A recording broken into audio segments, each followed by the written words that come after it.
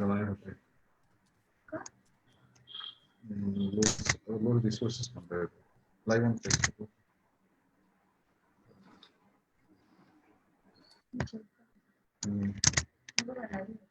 I don't know. Yes, sir, we are live now. Facebook live आता चालू झालेलं आहे आणि आता 26 जण झूमच्या सत्रावर ऑलरेडी. ओके.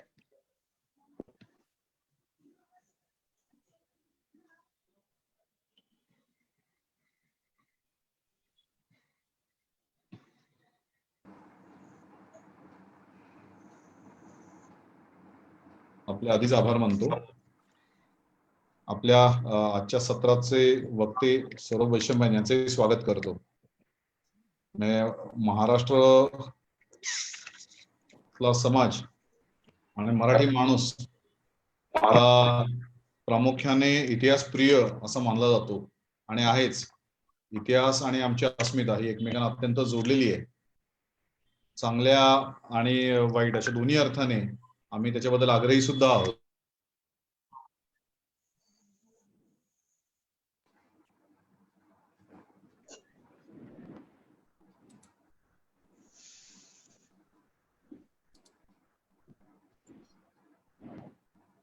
भारताच्या जडणघडणीचा विचार करतो तर त्यावेळेला महाराजांपर्यंत आपण जाऊन पोहोचतो. त्याच्या आधीचा इतिहास आपण फार वाचलेला नसतो, माहिती नसतो आणि त्याच्यानंतरचाही महाराज आणि संभाजी महाराज यांचं बलिदान याच्यानंतरच्या इतिहासाबद्दल पण आपण फार जाणीवपूर्वक फार विचारपूर्वक बोलतो किंवा ऐकतो असं होताना दिसत नाही. आणि त्याच्यानंतरच्या जे नायक आहेत इतिहासाचे त्यांच्यामध्ये असलेले वेगवेगळे दोष असे शोधण्याचाच आम्ही प्रयत्न करतो का असं कधीतरी मला वाटतं. त्याही दृष्टिकोनातून आजचं व्याख्यान आणि हे उद्बोधक ठरावं आणि महाराष्ट्रांचं जे भारताच्या जडणघडणीमधलं योगदान आहे ते आपल्या सगळ्यांसमोर यावं यासाठी सौरभ काही दिवस विचार करतोय, चिंतन करतोय, अभ्यास करतोय आणि आज त्याचं चिंतन आपल्याला आपल्या समोर मांडावं त्याने अशी मी विनंती करतो. Over to you Saurabh. Thank you Vinod. आपण आय गेस गेले 1 वर्षभर आज करू उद्या करू करता करता फायनली आज योग आलेला आहे. हो. मागे बोलणं झालं होतं की एकंदर भारताच्या इतिहासात मराठ्यांचं योगदान काय किंवा भारताच्या जडणघडणीत योगदान काय मराठ्यांचं याचा विचार करताना माझ्या नेहमी लक्षात येतं की आपण मराठी म्हटलं की आपला जो इतिहास असतो तो साधारणतः शहाजी महाराजांच्या आसपास, खरं तर तो सुद्धा आता यायला लागलाय.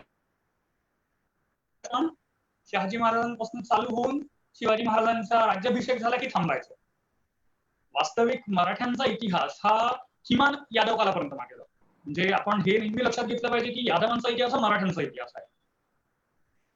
आपण यादवांचं साम्राज्य जे अत्यंत बलाढ्य होतं, अत्यंत संपन्न होतं, याचा अर्थ मराठ्यांनी शिवाजी महाराजांच्या आधी जवळपास 350-400 वर्ष आधी एक खूप समर्थ साम्राज्य बघितलं आहे. म्हणजे जोपर्यंत खिलजीची स्वारी झाली नव्हती तोपर्यंत देवगिरीचे यादव हे त्या काळच्या सर्व भारतीय साम्राज्यांमधल्या बलाढ्य साम्राज्यांपैकी एक होते, यात वाद नाहीये.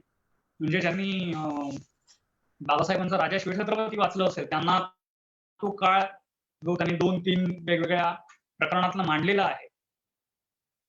तर कुठलंही राज्य हे जडणघडण म्हणा किंवा राष्ट्रप्रती किंवा त्या राज्याप्रती तुम्हाला त्याचा लष्करी, आर्थिक, सामाजिक, त्याच्या कला, त्याची प्रशासन व्यवस्था या सगळ्याचा तुम्हाला अभ्यास करावा लागतो. या गोष्टी स्थिर होण्यासाठी मागे जो कालखंड किंवा पाया लागतो तो थोडा दीर्घकालाचा लागतो. आजच्या माझ्या व्याख्यानामध्ये म्हणा किंवा आजच्या माझ्या मांडणीमध्ये मी प्रयत्न करतो आहे की मराठ्यांचा वेगवेगळ्या अंगांनी त्यांचा जो इतिहास आहे, त्यांचं जे जडणघडण योगदान आहे ते मांडायचं. पण एकंदर अभ्यास करताना माझ्या असं लक्षात आलं की आर्थिक, प्रशासकीय किंवा खाद्य संस्कृती याच्यात मराठ्यांना फारसा ठसा थेट उमटवता आला नाहीये. त्या गोष्टी आणि त्याची कारण मी पुढे सांगेनच. पण मराठ्यांचा जास्तीत जास्त जो प्रभाव आहे, जी जडणघडणीत त्यांचं योगदान आहे ते राजकीय आहे आणि धार्मिक आहे. मी आधी म्हटलं कसं की यादवांचं साम्राज्य हे मराठ्यांचं साम्राज्य होतं. जेव्हा हे साम्राज्य कोसळलं साधारणतः 1200च्या शेवटी कोसळलं, काहीतरी 1292-93च्या आसपास त्याचा स्वारखिल्लीच्या चालू झाल्या. त्यानंतरचा 250-300 वर्षांचा जो कालखंड आहे तो फार हालअपेष्टांचा कालखंड आहे. म्हणजे मुघल खाली सरकत होते. इथल्या पाचशाह्या ज्या होत्या त्या विजयनगरचं पतन साधारणतः 1500च्या दरम्यान झालं. 1500 नाही, थोडं अजून पुढे 1560-1570च्या आसपास ते पतन आहे. वेगवेगळी छकलं झाली, त्यांचे मांडलिक वेगळे पडले. अशा याच्यामध्ये जो एक 250-350 वर्षांचा कालखंड आहे हा काय म्हणू आपण त्याला, मराठी विभागले गेले वेगवेगळ्या सत्तांमध्ये. म्हणजे मराठ्यांची जी ताकद पुढे महाराजांनी एकत्र केली ती आपल्याला वेगवेगळ्या सत्तांच्या अनुषंगाने विभागलेली गेली. सो जे हालअपेष्टा म्हणा किंवा गुलामगिरी, इथे मोडून पडलेली व्यवस्था, या सगळ्या पार्श्वभूमीवर शिवाजी महाराजांचा किंवा शिवाजी महाराजांच्या या आधी निजामशाही म्हणजे मुर्तुजा निजामला मांडीवर घेऊन शहाजीराजांनी स्वातंत्र्याचा प्रयत्न केला होता, तो महत्वाचा ठरतो. आणि शहाजीराजांनी फक्त महाराष्ट्र किंवा आपल्यासमोर आता महाराष्ट्र म्हटलं की तो मॅप आहे तो पहिले तो तसं म्हणतात. साधारणतः नागपूर किंवा हे महाराष्ट्र कल्पनेत नव्हतं ते. नागपूर हा मध्य भारताचा भाग होता, त्यामुळे आजचा महाराष्ट्राचा किंवा आताच्या भारताचा नकाशा कोणी डोळ्यासमोर ठेवू नका, राज्यांवाईज म्हणतोय. शहाजीराजांचा जो मुख्य भर होता, भाग होता त्यांच्या अधिपत्याखाली, तो अर्थात त्यांच्याकडे पुण्याची जहागिरी होती, नंतर मोकासदारी मिळाली. पुढे त्यांचा प्रयत्न पोचल्यानंतर त्यांना कर्नाटकात पाठवलं गेलं. तर कर्नाटक बेळगावचा हा भाग आहे, तिकडे शहाजी महाराजांचा डॉमिनन्स खूप चांगला होता. किंवा आपलं विजयनगरचं साम्राज्य फुटलं त्यानंतर त्यांचे सामंत किंवा त्यांच्या अंडर जे पारेगार होते त्यांची जी पॉकेट्स होती शहाजीराजांनी स्वतःच्या ताकदीने जपून ठेवली होती, ज्याचा पुढे स्वतःचा डॉमिनन्स ठेवण्यासाठी त्यांनाही फायदा झाला आणि महाराजांनी पुढे दक्षिण दिग्विजय केला तेव्हा या पॉकेट्सच्या सहाय्यानेच महाराज पुढे गेलेले. एक सेकंद. सो राजकीय दृष्ट्या जो आपण डॉमिनन्स म्हणतो तो आपल्याला कर्नाटकात मराठ्यांचा भरपूर प्रमाणात बघायला मिळतो, जो शहाजीराजांमुळे आणि पुढे शिवाजी महाराजांमुळे बघता येतो. इथे एक माझं स्टेटमेंट असं आहे की समजा शिवाजी महाराज झाले नव्हते. सौरभ, एक फक्त रिक्वेस्ट, ऍक्च्युली आवाजामध्ये थोडा डिस्टर्बन्स येतोय कंटिन्युअसली, सो माईकचा थोडा जवळ घेता आला तर आय डोंट नो. जवळ घेता आला तर मी चेक करतो. एक सेकंद, मी एक सेकंड होल्ड करा. मला फक्त हँड फ्री देता काय, टीव्ही समोर हँड फ्री आहे का?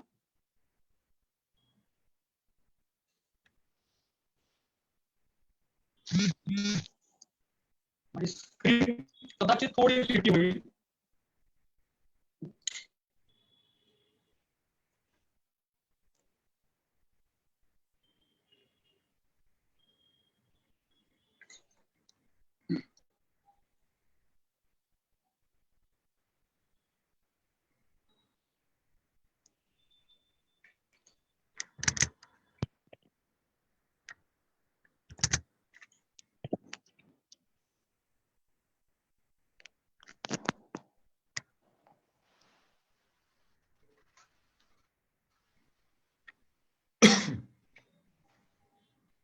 आता बेटर आहे पहिल्यापेक्षा? हा, आता थोडा बेटर वाटतोय. हा, कारण थोडी स्क्रीन तिरपी झाली असेल, कारण मला but you are in the centre of the frame. या, हा ठीक आहे.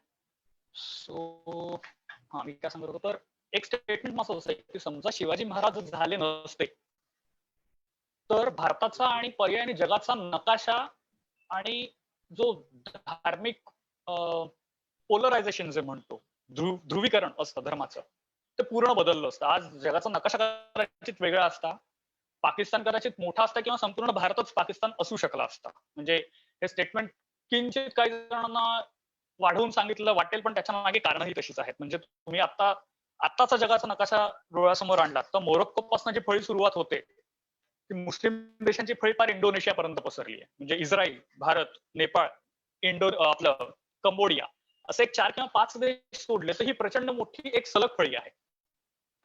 सो शिवाजी महाराज किंवा मराठे झाले नसते किंवा ज्या ताकदीने ते वर आले त्या ताकदीने ते येऊ शकले नसते. तर जगाचा इतिहास आज खूप वेगळा असता आणि होतं असं की कुठेतरी धार्मिक इतिहास बदलला की भूगोल बदलतो. त्याच्या मागे नंतर जे राजकीय किंवा आर्थिक परिमाण असतात आणि परिणाम असतात ते दोन्ही बदलतात. सो मराठ्यांचं महत्व हे आहे की भारताचा आज भारत जो दिसतो, जो नकाशा दिसतो तो मराठ्यांमुळे आहे. व्याख्यानाच्या ओघात मी सांगेनच काय ते. शिवाजी महाराजांचा उदय म्हणजे फक्त आदिलशहा, कुतुबशहा किंवा हा तो भाग वेगळाच किंवा त्यांनी अनेक अशा घटना घडवल्या किंवा घडवून आणल्या ज्या त्याच्या आधी आणि त्याच्या नंतर कोणी घडवल्या नाही. पण खरी जी महाराजांची झुंज होती ती मुघलांबरोबर होती. कारण त्या काळचं जे अत्यंत समर्थ म्हणजे जगातल्या बलाढ्य राज्यांपैकी सर्वात बलाढ्य इराणचं असेल किंवा कॉन्स्टँटिनोपलच्या इथे जी राज्य होती त्या तोडीचं राज्य आपल्याकडे कोणाचं असेल तर ते मुघलांचं होतं. त्यामुळे महाराजांचा मुख्य जो लढा होता तो मुघलांशी होता आणि खऱ्या अर्थाने जी ठिणगी पडली ती महाराजांनी आग्र्यावरनं निसटून हे खऱ्या अर्थाने युद्धाला तोंड फोडलं होतं. म्हणजे औरंगजेबाने त्याच्या शेवटच्या कालखंडात त्याच्या नातवांना किंवा मुलांना पत्र लिहिली. त्यात एका किंवा 2 पत्रांमध्ये उल्लेख आहे की त्याच्या भाषेत सांगायचं तर शिवा माझ्या तावडीतून निसटून जाणं ही माझ्या आयुष्यातली सर्वात मोठी चूक होती. म्हणजे महाराज आग्र्यावरनं निसटले तिथनं एक खऱ्या अर्थाने हा लढा एका वेगळ्या अँगलनी गेला, एका वेगळ्या दिशेने त्याचं काय म्हणतो पुढे गेला तो. मुघलांशिवाय इतर सत्ता विशेषतः युरोपियन सत्ता ज्या ब्रिटिश असतील, पोर्तुगीज असतील यांना थेटपणे अंगावर घेणारी कुठली भारतीय सत्ता असेल तर ती पुन्हा मराठ्यांचीच आपल्याला दिसते. कारण भारताचा पश्चिम किनारा असेल किंवा पूर्व किनारा असेल हा विविध परदेशी जे काय टोपीकर इंग्रज आपण म्हणतो पोर्तुगीज होते, डच होते, फ्रेंच होते, अरब आले, सिद्धी आले यांनी सगळ्यांनी वाटून खाल्ला होता. अशा ह्याच्यात त्या सर्वांना टप्प्याटप्प्याने किंवा एकाच वेळी अंगावर घेण्याचं काम इथल्या स्थानिक सत्तेपैकी कोणी केलं असेल तर ते मराठ्यांनी केलेलं आपल्याला दिसतं. दुसरी गोष्ट मराठ्यांचं राज्य जे पहिले महाराजांच्या राज्याभिषेकाच्या आसपास फक्त महाराष्ट्र आणि कर्नाटक एवढाच भागात होतं. त्यानंतर महाराजांनी जो दक्षिण दिग्विजय केला ही अत्यंत महत्वाची गोष्ट आहे. म्हणजे मी जे म्हणतो की भारताच्या किंवा एकंदर समाज म्हणून जडणघडणीत महाराजांनी जे केलेला दक्षिण दिग्विजय हा अत्यंत महत्वाचा, अत्यंत मोठी घटना आहे. ज्या घटनेकडे आपण बघतच नाही. महाराजांचं साधारणतः राज्याभिषेक झाला की आपल्यासाठी शिवचरित्र सफळ संपूर्ण झालेलं असतं. तर हे लक्षात घेतलं पाहिजे महाराजांनी दक्षिण दिग्विजयामध्ये त्यांच्याकडे तोपर्यंत असलेल्या स्वराज्यापेक्षा कितीतरी जास्त प्रदेश आपल्या ताब्यात आणला. आणि भौगोलिक दृष्ट्या महाराजांकडे कोकण किनारपट्टी होतीच होती. मराठ्यांचं साम्राज्य एका टोकापासून पूर्वेच्या टोकापर्यंत पसरलं. आपल्याकडे जिंजी होती, आपल्याकडे पॉंडिचेरी होती. म्हणजे पुढे जेव्हा राजाराम महाराज जिंजीला गेले, पैशांची कमी झाली तेव्हा मराठ्यांनी पॉंडिचेरी फ्रेंचांना विकलेली आहे 25,000 पायगोडांना. म्हणजे तो भाग इथपर्यंत मराठ्यांच्या अंमलाखाली होता की हा तुला पाहिजे का आम्हाला 25,000 पायगोडा आज देतोस ठीक आहे तू. आणि डच आणि डच आणि फ्रेंच यांच्यामध्ये पैसे कोण आधी देतो इतकं म्हणजे ती जागा सुद्धा महत्वाची होती किंवा ह्याच्यात तर ती जागा कोण देतं, कोण घेऊ शकतं हे मराठ्यांनी ठरवलं होतं का आता मराठ्यांना तेव्हा पैशांची गरज होती. सांगायचा मुद्दा असा होता की हे जो दक्षिण दिग्विजय महाराजांनी केला तेव्हा कर्नाटकचा मोठा पट्टा मराठ्यांकडे आला. आदिलशहाच्या मध्य म्हणजे दक्षिण आदिलशाही आणि मध्य आदिलशाही इकडनं महाराजांनी हा पट्टा जिंकत गेलेले आहेत. महाराजांनी कुतुबशाहीची हौस वापरली, कुतुबशाहीची तोफखाना वापरला आणि महाराजांनी जिंजीपर्यंत स्वतःचं राज्य वाढवलेलं आहे. जर पुढल्या काळात मराठ्यांकडे कर्नाटक आणि जिंजी नसते तर कदाचित औरंगजेबाच्या वरवंट्याखाली मराठे लवकर हरले असते असं म्हणता येतं. कारण नंतरची 9 वर्ष राजाराम महाराज हे जिंजीला जाऊन बसलेले आहेत.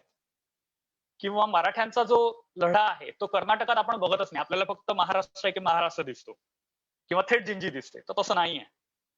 महाराजांनी हा दक्षिण दिग्विजय केल्यामुळे महाराष्ट्रापासून जिंजीपर्यंत हे जे जवळपास 1000 किलोमीटरचं अंतर आहे, त्यामुळे शत्रूला दिल्लीपासून महाराष्ट्र आणि महाराष्ट्रापासून जिंजी असं 2000 किलोमीटरच्या पट्ट्यात त्याला स्वतःचं सैन्य पसरवावं लागलं होतं.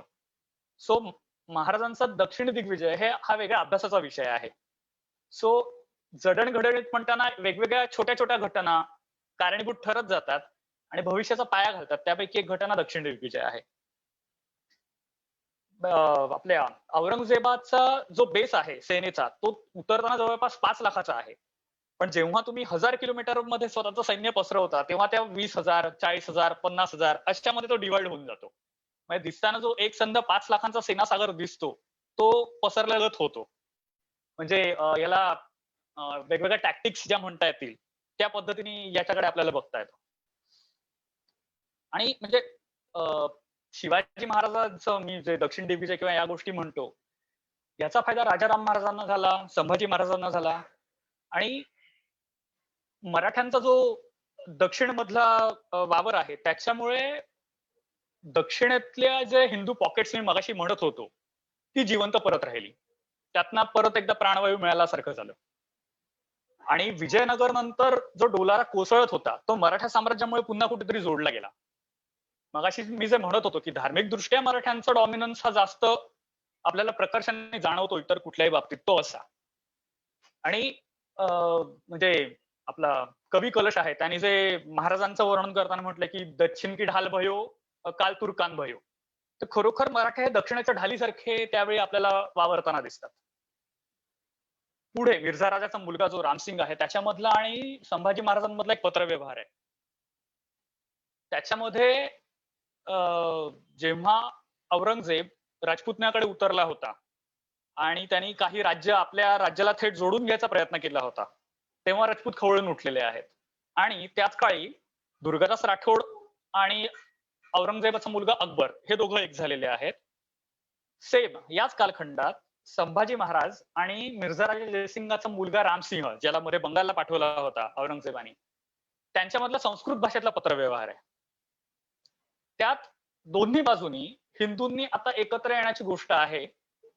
औरंगजेबाला वाटतं की हिंदू हे निस्सत्व झालेले आहेत, त्याच्यामुळे जर आपण अकबराला सत्तेवरती बसवलं तर आपल्याला बऱ्याचशा गोष्टी आपल्या मनासारख्या करता येतील, अशा त्या पत्रांचा आश्रय येतो. म्हणजे हिंदूंना आता कोण सावरू शकतो, तर उर्वरित भारत किंवा राजपूत जे स्वतःला फार धर्माभिमानी आणि अत्यंत कट्टर समजतात, ते परत मराठ्यांकडे बघतायत. ही गोष्ट आपण लक्षात घेतली पाहिजे. आणि अकबराला नंतर संभाजी महाराजांनी अर्थात त्याला आश्रय दिला होता, ही साधी गोष्ट नाहीये. म्हणजे औरंगजेबाने जर शिवाजी महाराजांबरोबर करण्याचा प्रयत्न केला, तीच गोष्ट संभाजी महाराजांनी औरंगजेबाबरोबर खेळलेली आहे. आणि औरंगजेबाचा विरोध पत्करून जर अकबराला काही वर्ष जर आश्रय मराठे देत असतील, याचा अर्थ मराठ्यांची ताकद आणि मराठ्यांचा आत्मविश्वास किती जबर झाला होता हे लक्षात घ्या. त्याशिवाय संभाजी महाराजांनी म्हणजे एकीकडे संभाजी महाराजांनी मुघलांशी वैर घेतलंच होतं, त्याच वेळी संभाजी महाराजांनी पोर्तुगीजांना खूप मोठा फटका दिलेला आहे. शिवाजी महाराजांनी सुरुवातीला गोवा किंवा या मोहिमा केल्या नाही असं नाही, पण मराठे आणि पोर्तुगीज यांच्यातला जो मुख्य लढा आहे तो संभाजीराजांच्या काळी दिसतो. आणि संभाजी महाराजांनी खरोखर जवळपास उत्तर गोवा जे होतं ते मराठ्यांनी संभाजी महाराजांच्या काळात आपल्या ताब्यात आणलं होतं. म्हणजे जी नदी आहे, मांडवी नदी आहे, ती बॉर्डर केली होती आपण. सो एकाच वेळी संभाजी महाराज मुघलांशी लढत होते, सिद्धीशी लढत होते, पोर्तुगीजांशी लढत होते. मराठ्यांची ताकद कशी दिवसेंदिवस वाढत चालली आहे ते बघितलं पाहिजे आपण. आणि जेव्हा मराठ्यांची म्हणजे आदिलशाही किंवा कुतुबशाही या ज्या 200 300 वर्ष असलेल्या सत्ता 1.5 किंवा 2 वर्षात औरंगजेबाने जिंकलेल्या आहेत, पण त्याला मराठी काही किल्ला आटपत नव्हते. म्हणजे सुरुवातीची काही वर्ष कोकणातला एकही किल्ला औरंगजेबाला घेता आला नव्हता. सो मराठ्यांची ताकद, मराठ्यांचं डॉमिनन्स हा एका वेगळ्या लेवलला ऑलरेडी पोहोचला होता. म्हणजे संभाजी महाराज पकडले गेले नसते तर कदाचित संभाजी महाराजच पुरून उरले असते औरंगजेबाला. पण दुर्दैवाने इतिहास थोडा वेगळा आहे. सो मी आता कोकणाचा किंवा याचा उल्लेख केला. मराठ्यांचा प्रभाव किंवा मराठ्यांचं जडणघडणीमध्ये अजून एक महत्वाचं म्हणजे मराठ्यांचा आरमार. एखादं त्याआधी आपल्या भारतीय सैन्याकडे किंवा भारतीय सत्तांकडे, माफ करा, भारतीय सत्तांकडे आरमार नव्हतं का? तर होतं. पण मधला हा जो काळ सगळा एक 250, 300, 400 वर्षांचा आक्रमणांचा आहे. त्याच्यात भारतीय सत्ता या नामशेष होत गेल्या. त्यांचा आरमार नामशेष होत गेलं. पूर्ण किनारा आहे तो परदेशी लोकांनी वाटून खाल्ला होता. भारतीय लोकांना व्हॉइस उरला नव्हता. अशा ह्याच्यात स्वतःचा आरमार तयार करायचं आणि ते इतकं बलाढ्य करायचं की ब्रिटिशांनी मराठ्यांकडे जशा चपळ नौका आहेत तशा नौका आपल्याकडे पाहिजेत हे सुरतवरनं लंडनला लिहून पाठवणं हे इटसेल्फ एक खूप मोठी गोष्ट आहे. आणि हे एका पिढीचं काम नाही, पण महाराजांच्या काळात ते झालेलं आहे. बरं, महाराजांचा अख्खा जो कालखंड आहे, महाराज स्वतः फक्त 50 वर्षांचं त्यांना अल्पायुष्य मिळालं होतं. त्या त्यांचा कालखंड समजा बघायला गेलं, काळ आपण म्हणतो की साधारणतः एक जास्तीत जास्त एक 30-33 वर्षांची आपण धरू शकतो. 30-33 वर्षांच्या कालखंडामध्ये एक तर राज्य उभं करायचं, त्याचा आरमारही उभं करायचं, ते एवढं बलाढ्य करायचं की युरोपियन सत्तेच्या जहाजांबरोबर टक्कर घेऊ शकेल आणि महाराजांनी साध्य करून दाखवलेलं आहे. पोर्तुगीजांना जे चाप बसवला होता, गोवा असेल म्हणा किंवा ह्याच्यात, त्यात पुन्हा आरमाराचा सहभाग आहे. आणि दुसऱ्या पिढीत कान्होजी आंग्रे हे आरमाराची आपण समजा एक पिढी धरली आपण 25 वर्ष 30 वर्ष, तर कान्होजी आंग्रे हे दुसऱ्या पिढीतले आहेत. कान्होजी आंग्रांनी आपलं आरमार एवढं बलाढ्य केलं की त्यांनी एकाच वेळी पोर्तुगीजांशी भांडण घेतलं, एकाच वेळी इंग्रजांशी लढाई केली, सिद्ध्यांना नमवलं, अरब येत होते त्यांची जहाजं पकडत होते, डचांची जहाजं पकडल्याचा उल्लेख आहेत. आणि हा एकटा म्हणजे नंतर ते एवढे बलाढ्य झाले होते की हा माणूस कोणालाच आटपत नाही म्हटल्यावर बाकीची लोक 2-3 एकत्र येऊन त्यांच्यावर हल्ले करायला लागली. सो कुठेतरी आज आपण जे काय म्हणतो भारताचा आरमार किंवा जी दर्यावर्दी वृत्ती असते ती कुठेतरी मराठ्यांनी, आंग्र्यांनी एका नव्या पातळीवरती नेऊन ठेवलेली आहे. त्यामुळे भारताच्या जडणघडणीत मराठ्यांचं योगदान अशा पद्धतीने सुद्धा आहे की एक आरमार उभं करायचं, भारतीय सत्तेचं आरमार असलं पाहिजे, ते बलाढ्य असलं पाहिजे. पुढे जेव्हा वसई घेतली तेव्हा सुद्धा या आरमाराचा थोडाफार वापर झाला तिकडनं एका बाजूने हे करायला. सो एक सेकंड सर, माझा मुद्दा डोळ्यासमोर हल्ला.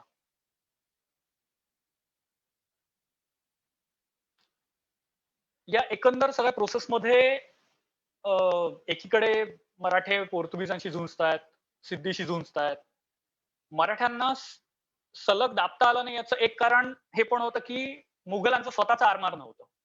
त्यांना सिद्धांच्या आरमारावरती अवलंबून राहावं लागायचं. स्वतःचा आरमार असेल तर टॅक्टिक्स करणं वेगळं पडतं. तुम्ही जेव्हा दुसऱ्यावरती विसंबून राहता तेव्हा तो स्वतःच्या डोक्याने काहीतरी तिसरंच करतो. शिवाय सिद्धांना इथल्या भूमीमध्ये अर्थात इंटरेस्ट होता, त्यामुळे ते मुघलांच्या आज्ञेनुसार वागतीलच असं नव्हतं. त्यामुळे लकीली मराठ्यांना जो कालखंड मिळाला त्यातला एक पॉइंट असा आहे की मराठ्यांनी स्वतःचा आरमार जपल्यामुळे मुघलांविरुद्ध लढा होत असताना कोकण किनारपट्टी ही कायम मराठ्यांना आपली राखता आलेली आहे. ही जी 25 वर्ष जी आहेत औरंगजेबाची, त्याच्यामध्ये मराठ्यांनी भारतावर केलेले किंवा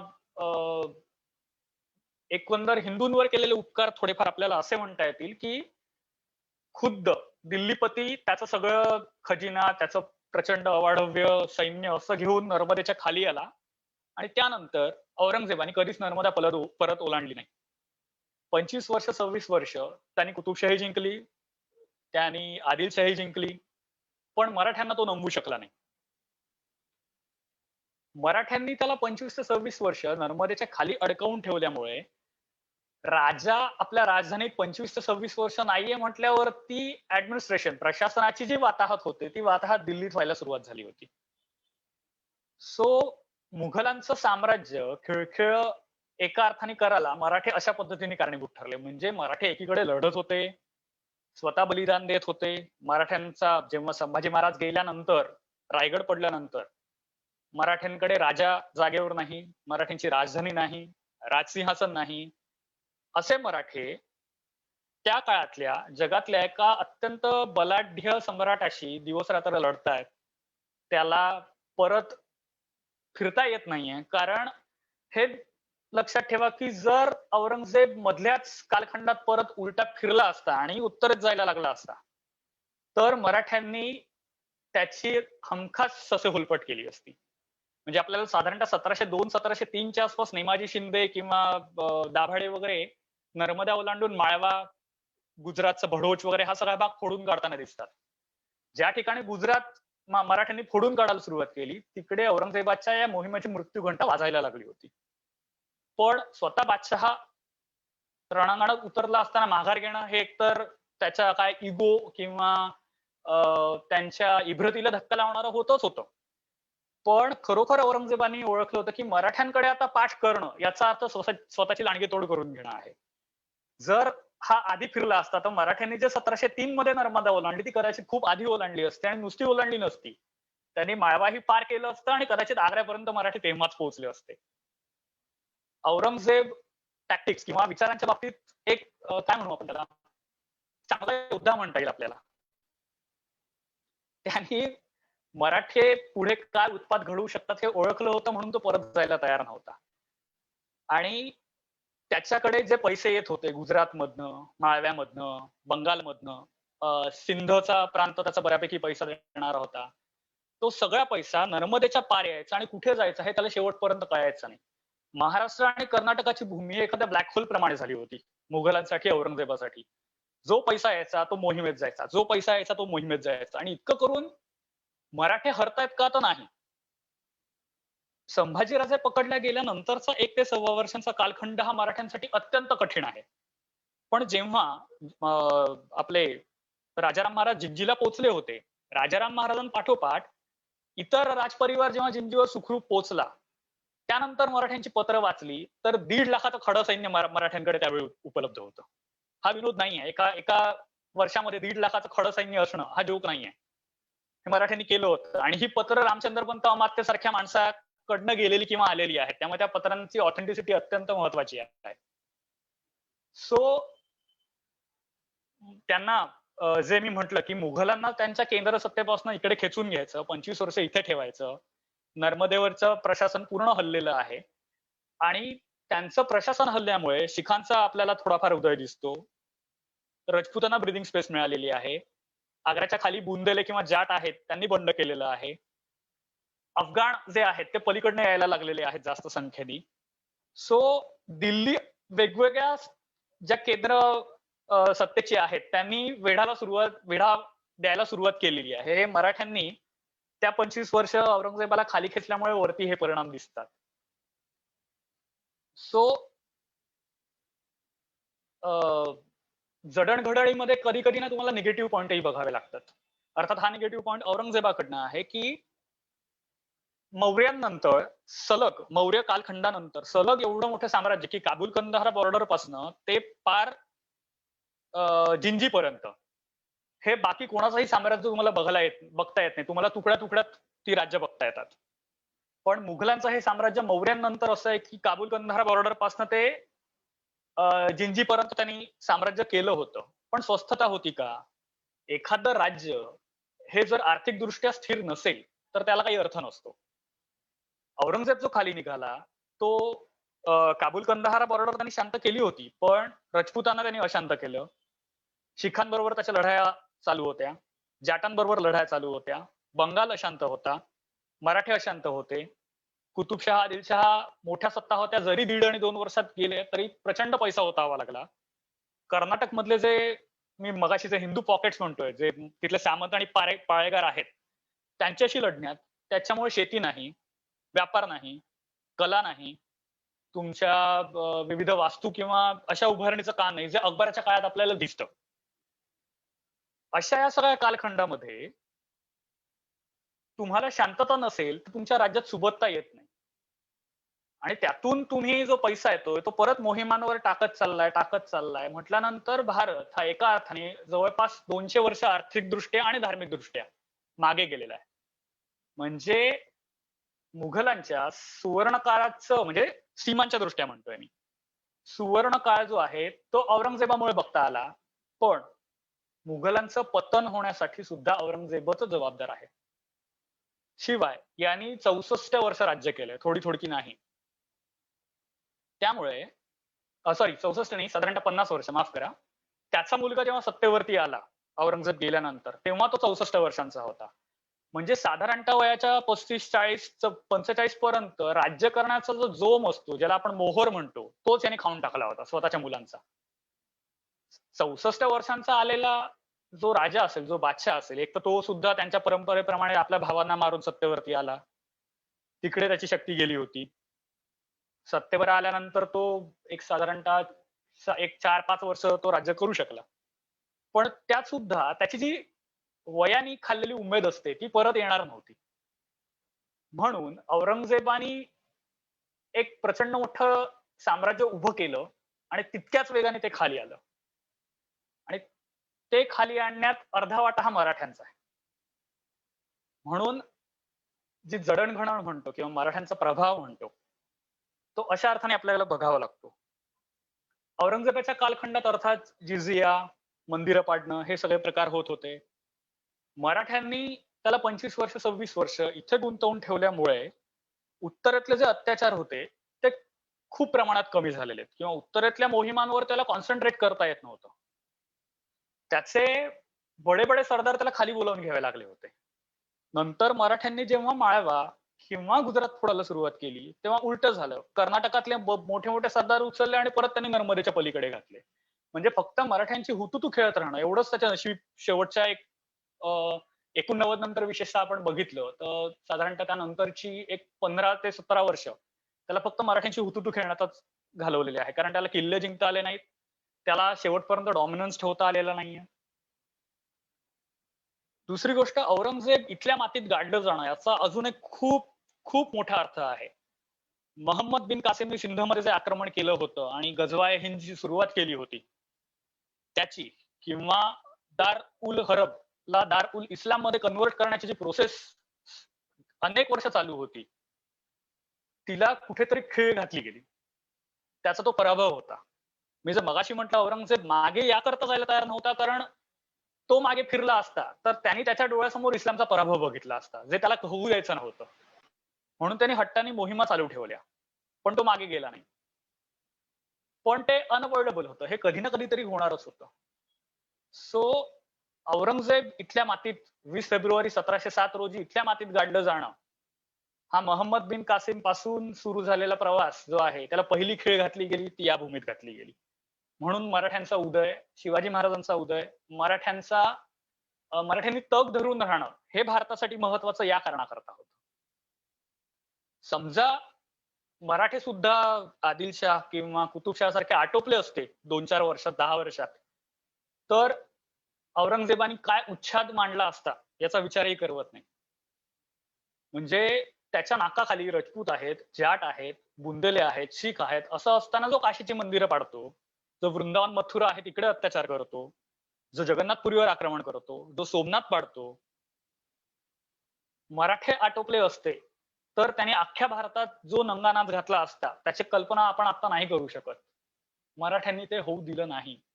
जडणघडण किंवा मराठ्यांचा प्रभाव आहे तो अशा पद्धतीने आहे. पुढे अर्थात मी म्हटलं तसं औरंगजेब गेला, त्याचा मुलगा आला, त्यांनी शाहू महाराजांना सोडलं आणि मराठ्यांमध्ये 2 गाद्या तयार झाल्या. मराठ्यांची ही ताकद अशा पद्धतीने जर विभागली गेली नसती तर काय झालं असतं? होतं असं की इतिहासात जर तरला काही स्थान नसतं. पण विचार करायला गेलं तर कदाचित जो जिंजीच्या खालचाही भाग आहे, जो नंतर मराठ्यांकडे न येता निजामाकडे आपल्याला गेलेला दिसला, कदाचित ते झालं नसतं. पण ठीक आहे, मी म्हटलं तसं जर तरला त्याच्यामध्ये स्थान नाहीये. सो शाहू महाराज आणि तारा राणींनी एकमेकांशी सामोपचाराने घेतलं असतं तर अनेक गोष्टी बदलल्या असत्या. संघर्ष हे झाला असता, केंद्रित सत्ता झाली असती. वारणेचा तह झाल्यामुळे दक्षिण तुमची उत्तर आमची ही जी आपल्याला मांडणी झालेली दिसती ती कदाचित झाली नसती. एकमुखाने मराठे वागले असते. अशा अनेक गोष्टी आहेत. सो शाहू महाराजांचा आपण पिरियड बघायला गेलं तर मराठ्यांनी दिल्लीला पहिली धडक दिली ती 1719 मध्ये. जेव्हा इतर सगळा कबिला सोडवून आणला, मराठ्यांचा जनाना आणि त्यांचे भाऊ सगळे जे अडकले होते अनेक वर्ष त्यांना सोडवून आणलं किंवा ह्याच्यात मराठे दिल्लीला शह देऊ शकतात हा आत्मविश्वास त्या घटनेमुळे मराठ्यांना मिळालेला आहे.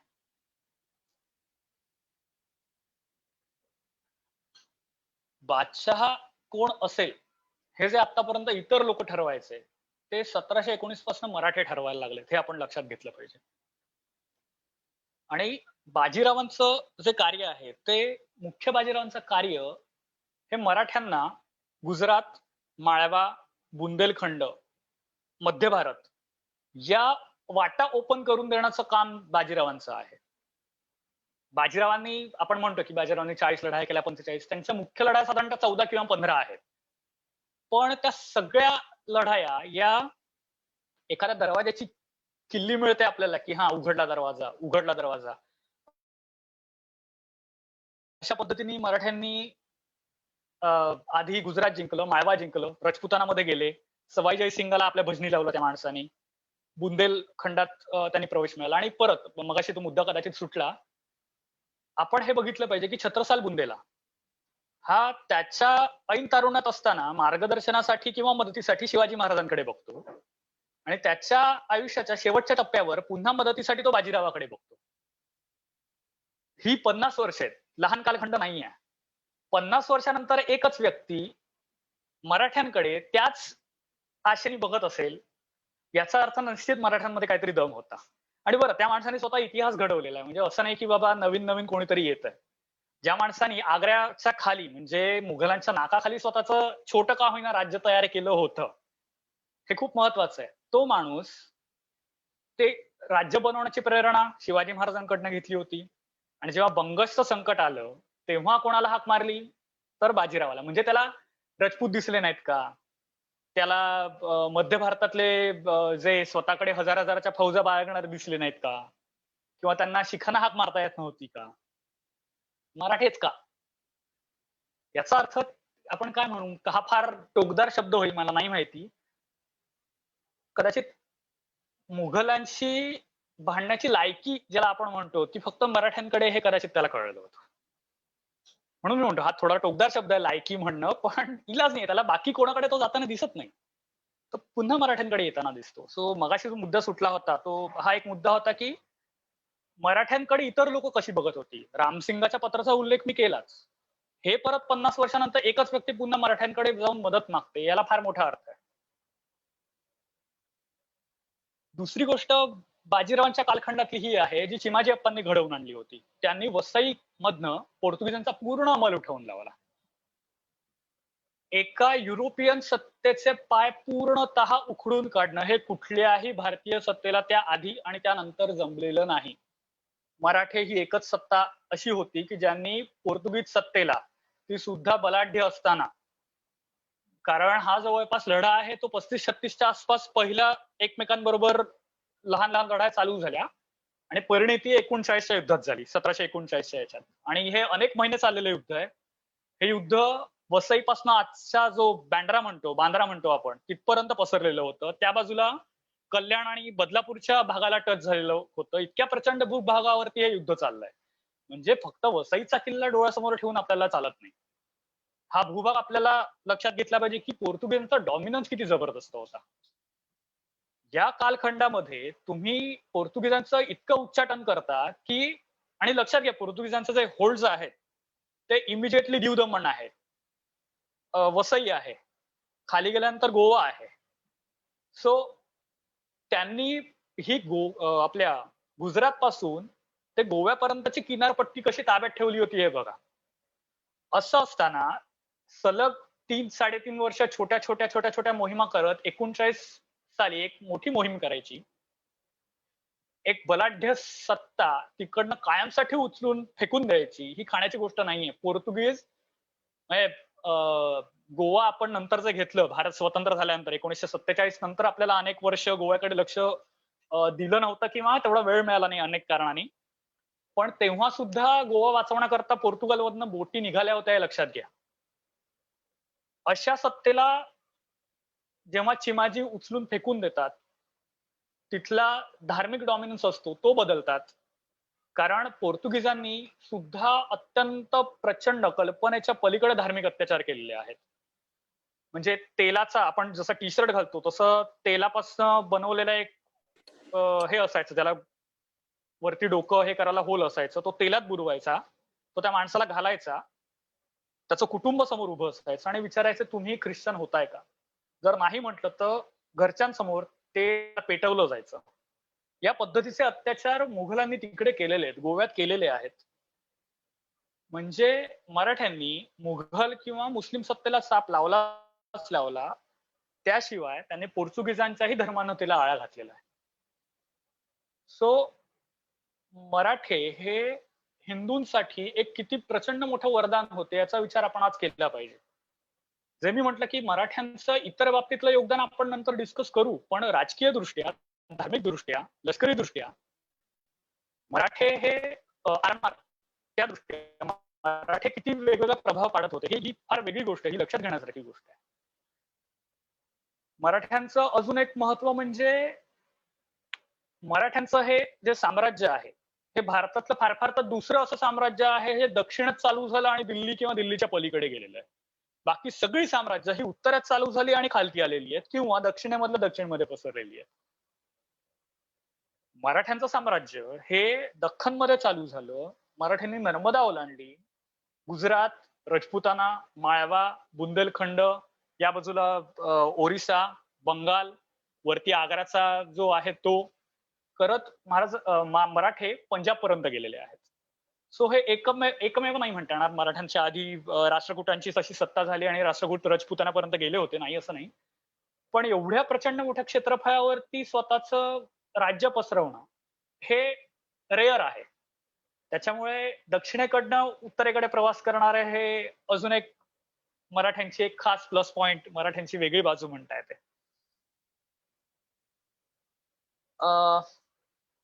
मराठ्यांकडे जसं जसं सत्ता वाढत गेली तसं तसं त्यांच्या सिस्टीम मध्ये जो बदल आला होता, सरंजामशाही आली होती.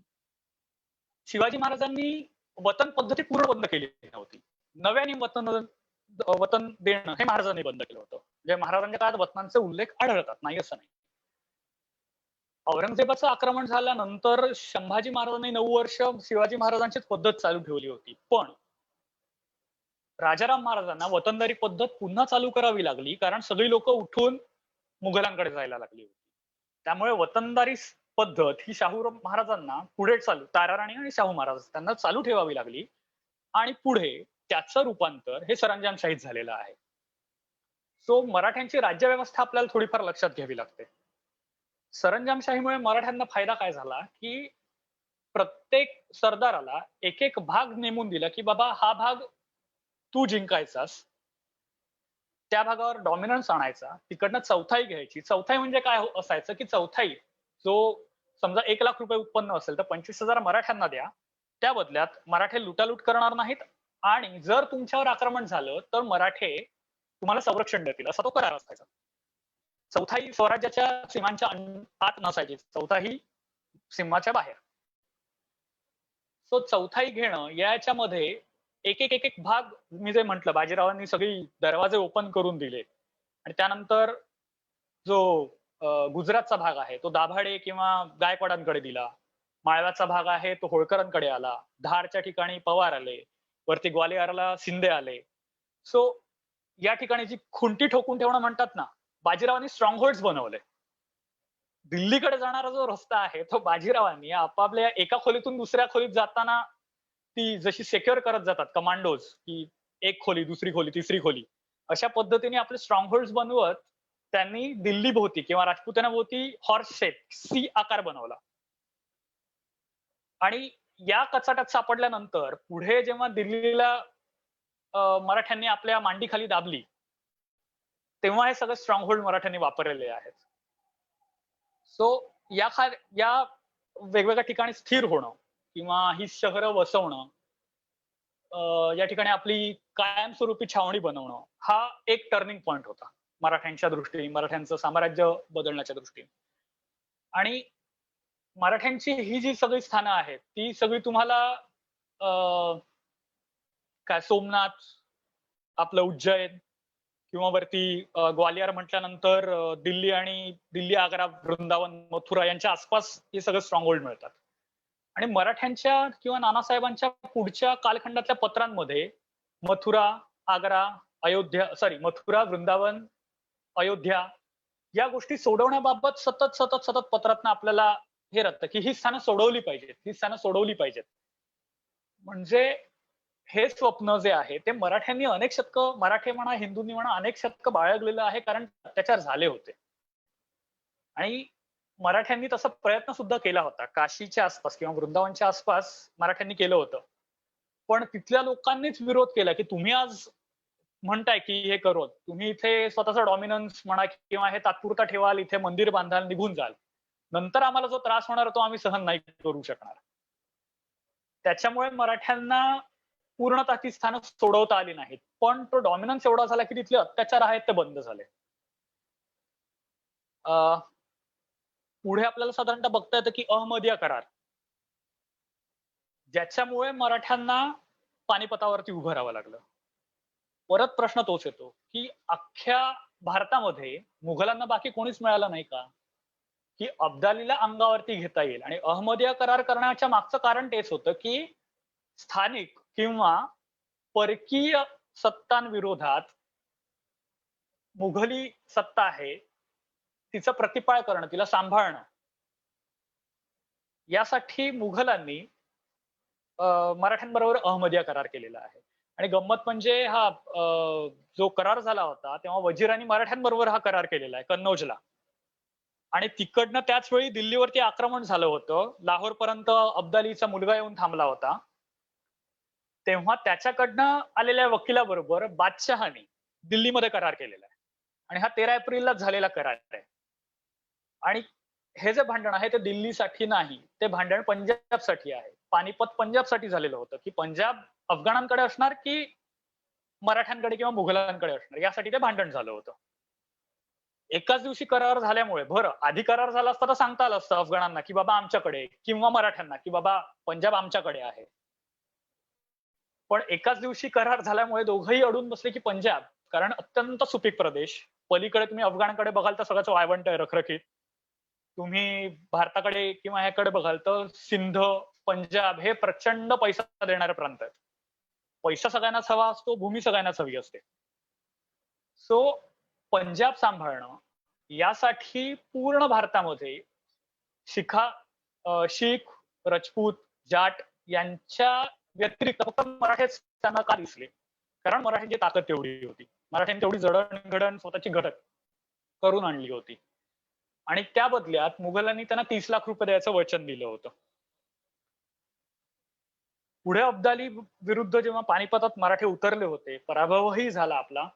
पण मराठ्यांनी अब्दालीची शक्ती इतकी खेचून घेतली, की त्यानंतर अब्दालींनी 2 स्वाऱ्या पानिपतानंतरही केल्या आहेत, पण त्याला सिंधू नदी ओलांडता आली नाही. शिखांनी परस्पर त्याचा समाचार घेतलेला आहे.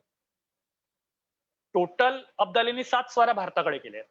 पैकी पहिल्या म्हणजे नादिरशाहची अजून एक धरली तर 8 स्वाऱ्या धराव्या लागतील. नादिरशाह सोडून फक्त अब्दाली असतील तर 7 स्वाऱ्या. पैकी 5 स्वाऱ्यांपर्यंत येऊन तो दिल्लीपर्यंत गेलेला आहे. त्याची 5वी स्वारी जी आहे ती पानिपत युद्ध झालं ती स्वारी आहे. नंतरच्या 2 स्वाऱ्यांमध्ये आधीचे शीख त्याच्याकडनं कायम मार खाऊन घ्यायचे. म्हणजे मला पंजाबी मधली ते शब्द नाही माहिती आहेत, पण वेगवेगळ्या म्हणी बनतात परिस्थितीनुसार. त्यातली एक म्हण अशी होती, की आजचा दिवस आपला, उद्याचा अब्दालीचा. म्हणून शिखांकडे किंवा एकंदर उत्तरेत साधारणतः जे छान चौकी दिसते, आपण काय म्हणतो ज्याला शो करणं म्हणतात एखाद्या गोष्टीबाबत, ते यासाठीच असतं, की या क्षणी जे आहे ते आपलं आहे. उद्या काय होणार आहे यांना खरोखर माहित नसायचं. त्याच्यामुळे उत्तरेतल्या एकंदर जो त्यांच्या संस्कृतीवरचा प्रभाव आहे, तो छान चौकी किंवा याच्याकडे वळलेला आपल्याला दिसतो. त्यामागे कारण असतात. संस्कृती उगाच बनत नाही कुठल्याही कारणाने. जे मार खाणारे शीख होते ते पानिपतानंतर परस्पर अब्दालीला अडवतात ते अडवतात. नंतर स्वतःचं राज्य स्थापून किंवा मोठं करून काश्मीर घेतात. काबूल कंदाहारपर्यंत पोहोचतात. त्याच्या मागची 20 वर्ष जर आपण चेक केली तर ती पानिपताची वर्ष आहेत. आणि मराठ्यांनी मार खाल्ला. मराठ्यांचं दिल्लीमधनं 10 वर्षांकरता उच्चाटन झालं. बरेच जण सांगायचं तर अनेक कारणांनी, बऱ्याच कारण असतील, वाईट कारण असतील, मराठ्यांच्या वाईटावर टपले होते नॉर्थ मध्ये ज्या सत्ता होत्या त्या. सो त्यांना ते 10 वर्ष जरा हायसं सुद्धा वाटलं, की मराठे निपटले. पण अर्थात 10 वर्षानंतर 71 मध्ये पुन्हा महादजी शिंदे आणि मराठ्यांनी ती सत्ता घेतली आपल्या माधवरावांच्या काळामध्ये. सो पानिपतात झुंजणाऱ्यांमध्ये पुन्हा एकटे मराठे दिसतात. त्याचं कारण ते आहे, की मराठ्यांचा जर उच्छेद परस्पर झाला, अब्दालीने केला, तर स्वतःची शक्ती वाया घालवता येणार नाही. मराठेही निपटतील. मराठे आणि अब्दालीचं भांडण झाल्यानंतर त्या दोघांच्या मारामारीचा फायदा जो झाला, तो शिखांनी उचललेला आहे. सो पुन्हा एखाद्या भागाची जडण-घडण, एखाद्या भागावरती प्रभाव हा उलट्या अर्थाने असाही झालेला आहे, की शिखांची सत्ता उदयाला येणं, यामध्ये कुठेतरी पानिपतच्या युद्धाची पार्श्वभूमी आहे. हे आपल्याला पुन्हा लक्षात घ्यावं लागतं. आपण नेहमी म्हणतो, की ब्रिटिश आल्यामुळे भारत एक सत्ता म्हणून उदयाला आला, आज जो आपण भारत म्हणतो. पण याचा अर्थ भारतीयांना सीमांची जाणीवच नव्हती का? तर तसं नाहीये. मराठ्यांना त्या सत्तेची जाणीव, त्या सीमांची जाणीव होती. जेव्हा मराठ्यांनी कटक नाही सॉरी लाहोर घेतलं. पुढे कटकपर्यंत गेले मराठे. पण लाहोरला शालिमार बाग म्हणून प्रचंड मोठी बाग होती आणि राघोबा मुक्काम शालिमार बागेत होता. तिकडनं त्यांनी नानासाहेबाला पुण्याला पत्र लिहिली आहेत. त्या पत्रामध्ये तो म्हणतो, की आज आम्ही सॉरी आज नाही, गेल्या महिन्यात आम्ही इथे लाहोरला पोहोचलो आहे. इथला पूर्ण प्रशासकीय व्यवस्था आम्ही इथे बसवतो आहे. आमचा विचार काबूल कंदहारपर्यंत जाण्याचा आहे. इराणच्या बादशहाची आम्हास पत्र आली आहेत, की तुम्ही तिकडनं हल्ला करा, आम्ही इकडनं हल्ला करतो, आपण अब्दालीला संपवून टाकू. कुठेतरी मराठ्यांचं राजकारण हे इंटरनॅशनल व्हायला सुरुवात झाली होती. सो त्या ज्या सीमा आहेत काबूल कंदहार, तर त्याचं हे आहे, की तुम्ही तिकडनं अब्दालीला फटकावायला सुरुवात करा, आम्ही इकडनं आक्रमण करतो. पुन्हा इराणचा बादशाह आणि आपल्यामध्ये सीमा काय असाव्यात? तर राघोबादादा वयाच्या 21व्या 22व्या वर्षी राघोबादादा हे लिहितोय, की या सीमा या काबूल कंदहारच राहतील. गेली अनेक शतकं भारताच्या या सीमा असताना आपला प्रांत त्यांना का द्यायचा? हा राघोबादादांनी नानासाहेबाला विचारलेला प्रश्न आहे. सो मराठ्यांना भारताच्या सीमा काय आहेत हे माहीत होतं. त्या सीमांची मराठ्यांना काळजी होती. ती काळजी नसती तर मरे नका काय व्हायचं ते होऊ द्या. आम्ही पानिपताला का एकटे उभं राहू? हा मराठे प्रश्न विचारू शकले असते. पण मराठे करारालाही जागले. मराठे तिकडे एकटे पाय रोवून त्या ठिकाणी लढले, कटले. अनेक गुलाम म्हणून त्यांनी पकडून नेले.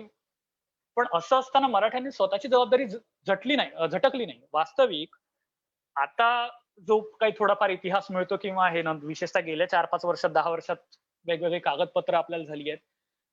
भाऊ आणि अब्दालीमध्ये बोलणी चालू होती, की तह होऊ जाऊ दे. एक तर नजीबानी त्यामध्ये खोडा घातला ही भाग वेगळेच.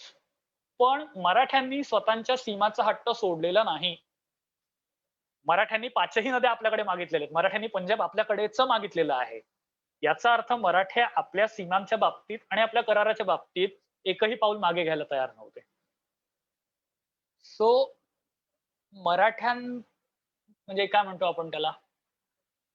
ज्या सीमा आखणं म्हणतो, ते कुठेतरी मराठ्यांनी लक्षात घेऊन आपलं काम चालू केलं होतं. पुढे मी म्हटलं तसं शिखांना त्याचा फायदा झाला किंवा हे. मराठ्यांची ताकद या कालखंडात एवढी वाढली होती, की मराठे विविध सत्तांच्या अंतर्गत राजकारणामध्ये ज्याला नाक खूप पसणं म्हणतो राजकीय बाबतीत, ते करत होते. मराठ्यांनी राजपुतांच्या राजकारणात कुठेतरी चंचू प्रवेश केला होता. त्यांच्या सत्तेवरती कोण बसणार हे मराठे ठरवत होते. हळूहळू मोगलांचा डॉमिनन्स सगळ्याच अर्थाने आकर्षत गेला. काश्मीर, पंजाबमध्ये शीख आले. राजपुतांत राजपूत राजे होतेच. खालनं मराठे होते. आग्र्याकडनं जाट होते. जो दुआबाच्या पलीकडचा भाग होता तिकडनं पठाण होते. त्यामुळे मुघल म्हणतात ते फक्त दिल्लीपुरते उरले. मुघलांचा पानिपताच्या नंतर मुघल हे असे काही उरले नव्हते. मुघल नावाची काही गोष्ट जवळपास उरली नव्हती. म्हणजे लोणचं असतं ताट्यामध्ये तेवढेच मुघल उरले होते. सो हा जो सगळा डॉमिनन्स किंवा हे आहे, हा मराठ्यांचा डॉमिनन्स आहे हे लक्षात घ्यायला. म्हणजे बघायला गेलं तर 1707 औरंगजेब ते आपला 1761 हा कालखंड बघायला गेला तर हा साधारणतः एक 50 वर्षांचा कालखंड जेमतेम असेल नसेल. या कालखंडात एखादं काय म्हणतात चादर नवीन आणावी आणि पाण्यात घातल्यानंतर रुमाल व्हावा अशी आखर असावी, तसं मुघल कालखंडाचं झालं आणि त्याला कारण परत मराठेच होते. सो मराठ्यांची ही ताकद होती आणि वेगवेगळ्या राजकीय म्हणजे राजपुतांमध्ये तर हा डॉमिनन्स आपल्याला दिसतोच, की अजित सिंह आणि अभय सिंह किंवा सवाई जयसिंगाच्या नंतरच्या कालखंडात त्याच्या गादीवरती कोण बसणार, या पद्धतीच्या याच्यात मराठ्यांनी हस्तक्षेप केलेला आढळतो. बुंदेल्यांच्या ह्याच्यामध्ये बुंदेल्यांनी बाजीरावाला, छत्रसाल बुंदेल्यांनी बाजीरावाला आपला तिसरा मुलगा मानून 1/3 भाग तोडून वगैरे दिला होता. सो मराठ्यांची ताकद किंवा मराठ्यांचा डॉमिनन्स होता हो, अशा पद्धतीने राजकीय बाबतीतही व्हायला सुरुवात झाला होता. दिल्लीच्या सत्तेवरती कोण बादशाह बसणार हे मराठे ठरवायचे नंतर. पुढे ह्याचा नजीबाचा जो नातू आहे, त्यांनी बादशहाला आणि त्याच्या जो जनाना होता त्या सगळ्यांना कैदेत घातलं. त्या राजघराण्यातल्या मुघलांचा जो परिवार होता, सांगता येऊ नये असे अत्याचार त्यांनी तिथल्या महिलांवरती केले. जो बादशाह होता स्वतःच्या हाताने तिचे डोळे फोडले. त्यावेळी वाचवण्यासाठी कोण गेलं असेल तर मराठे गेलेत. मराठे येत आहेत हे म्हटल्यानंतर हा नजीबाचा जो नातू आहे तो नेपाळ बॉर्डरकडे धावायला लागला होता आणि नंतर मग काही महिन्यांच्या याच्यानंतर तो लपून बसला होता, तो पकडला गेला आणि हे केल्यानंतर मराठ्यांनी त्याला पकडलं, त्याला दरबारात उभं केलं, आंधळ्या बादशाला परत सत्तेवरती बसवलं, बादशाह समोर त्याच्या पापांचा घडा वाचला आणि मराठ्यांनी काय म्हणतो आपण त्याला म्हणून आहे पण अत्याचार केलेली ही एकमेव घटना दिसते. त्याला टाचेपासनं मानेपर्यंत जिवंत सोललं सगळ्यांनी बघावं म्हणून आणि नंतर लाहोर गेट जवळ त्याला 3 दिवस उलटं टांगून ठेवलं होतं. म्हणजे मराठ्यांची ताकद एवढी वाढली होती की मराठे अफगाणांना या पद्धतीने वागवू शकत होते. नानासाहेबांच्या काळात जेव्हा गंगेतला दुवाब मराठ्यांनी मारला होता तेव्हा नानासाहेबांचं पत्र वाचण्यासारखं आहे की आज तागात हे कोणी केलं नाही, शाबास तुमच्या रुस्तुमेची, असं त्यांचं ते पत्र आहे की आतापर्यंत पठाणांना कोणीच केलं नाही. 10,000 पठाण कापून काढले होते आपण आणि गंगेच्या दुआबात पठाणांचं अस्तित्व इतकं नाहीसं करायचं की त्यांना हिमालयाच्या बॉर्डर पर्यंत आपण पिटाळलं होतं. खरोखर खाण्याची गोष्ट नव्हती. नजीबाचा जो राग होता पानिपत घडवून आणण्यामागे नजीबाचा मागचा जो राग आहे तो हा राग आहे. आपण त्यांचं ठाणं उठवून लावलं होतं. 10,000 पठाण गंगेत बुडून मेले अशाचं ते तिकडनं दिल्लीतनं आलेलं पत्र आहे. सो मराठे कुठल्या पद्धतीने आपले हातपाय पसरत होते, हिमालयाच्या पायथ्यापर्यंत मराठे आता टच करायला लागले होते. हा सगळा कालखंड आहे तो पानिपताच्या थोडासा आधीचा कालखंड सांगतोय मी. अर्थात नंतर 71ला मराठ्यांकडे सत्ता आली. त्यानंतर 1803 पर्यंत मराठ्यांचा भगवा झेंडा आहे तो मुघलांच्या झेंड्या शेजारी लाल किल्ल्यावरती मुघलांच्या झेंड्या शेजारी मराठ्यांचा भगवा फडकत असायचा 1803 सालपर्यंत ऑफिशियली. सो मराठ्यांचा डॉमिनन्स जो होता तो ज्याला मुघल मी म्हटलं जातं, जे मगाशी अगदी आक्रसले होते, पण तरी सुद्धा एक मानसिक गुलामगिरी जी तयार झाली होती नॉर्थ मध्ये आणि अजूनही जी आहे की दिल्ली म्हटल्यानंतर सत्ता सगळे केंद्र दिल्ली, ही जी मानसिकता तयार होते ती लक्षात घेता लाल किल्ल्यावरती तिथल्या राज्याच्या जो राजा असेल त्यांनी दुसऱ्या सत्तेचा झेंडा फडकवायला देणं हे राजकीय परिभाषेत हा वेगळा सन्मान आहे, ही वेगळी पॉवर आहे. आणि गंमत म्हणजे ग्वाल्हेरला जी शिन्यांची छावणी होती तिकडे बादशाह 1.5 वर्ष आश्रित म्हणून राहिलेला आहे. मुघल बादशाह मराठ्यांकडे वर्ष, सव्वा वर्ष, 1.5 वर्ष आश्रित म्हणून राहिलेला आहे आणि महाजी शिंदेने त्याला 1.5 वर्ष आपल्या छावणीत ठेवून घेतलं. त्यानंतर दिल्लीकडे गेले, दिल्ली जिंकली, परत त्याला सत्तेवरती बसवलं आणि नंतरचा जो प्रकार मी सांगितला तो घडवलेला आहे. म्हणजे ज्या सत्तेने 25 वर्ष तुम्हाला नष्ट करण्याकरता अहोरात्र दिवसरात्र प्रयत्न केले, पूर्ण खजिना सगळं लावलं, पुढे ते तुमचे आश्रित होऊन राहतात, यापेक्षा वेगळा प्रभाव, यापेक्षा वेगळं काय असू शकतं. म्हणजे नियतीने मुघलांचा घेतलेला बदला कदाचित आपल्याला हे म्हणावं लागेल. आणि हे कायम आपण लक्षात ठेवलं पाहिजे की ब्रिटिशांनी जो भारत जिंकलेला आहे तो मराठी आणि शिखांकडनं जिंकलेला आहे. मुघल बिघल कोणी नव्हते. म्हणजे हा अत्यंत मोठा गैरसमज आहे की ब्रिटिशांनी मुघलांकडनं सत्ता घेतली. मुळीच नाही. मुघल किंवा मुस्लिम सत्ता नव्हत्या. या ठिकाणी मराठी आणि शीख या दोघांकडनं ब्रिटिशांनी भारत घेतलेला आहे. आणि हे आपल्याला ज्या ज्या ठिकाणी संधी मिळेल त्या ठिकाणी आपण छातीठोकपणे सांगितलं पाहिजे की ब्रिटिशांना मला मुघलांच्या लढाया दाखवा की ब्रिटिशांविरुद्ध नाही आहेत. ज्या लढाया झाल्या त्या होळकरांबरोबर झालेल्या आहेत, शिंद्यांबरोबर झालेल्या आहेत, नागपूरकर भोसल्यांबरोबर झालेल्या आहेत. खाली दुसऱ्या बाजीराव भले तो नंतर पळत सुटला असेल, पण त्यांच्याबरोबर झालेले आहेत. शिखांबरोबर झालेले आहेत. कुठेच मुघल. त्यामुळे डोक्यातनं हे काढून टाकलं पाहिजे, की मुघलांकडनं ब्रिटिशांकडे सत्ता गेली. नाही. मराठा आणि शीख आणि पुढे जे क्रांतिकारक जास्त निघाले ना महाराष्ट्र आणि पंजाबमधनं, त्याचं कारण हे कुठेतरी त्या वैयक्तिक पातळीपर्यंत उतरलंय, की आमच्याकडनं यांनी सत्ता घेतली. हे जे वैयक्तिक दुखणं असतं, ते आपल्याला महाराष्ट्रीयन लोकांकडे मिळतं. ते आपल्याला पंजाबी लोकांकडे मिळतं. म्हणून क्रांतिकारकांची फौज का तयार होते? बाकीच्या प्रांतांमधनं क्रांतिकारक आले, पण फौज नाहीये. आता मी विचार करायला गेलं तर आता मी एक 25-30 क्रांतिकारकांची नावं नुसत्या महाराष्ट्रातनं सांगू शकतो. हे जे बोच असतं ती आतपर्यंत पोहोचणं, रोज सकाळी घराचा दरवाजा उघडल्यानंतर समोर किल्ला दिसणं. अरे या किल्ल्यावरती माझे आजोबा, माझे पणजोबा किल्लेदार म्हणून होते. ब्रिटिशांनी हा किल्ला घेतलेला आहे. हा कधीतरी माझा होता. हा प्रांत माझा होता.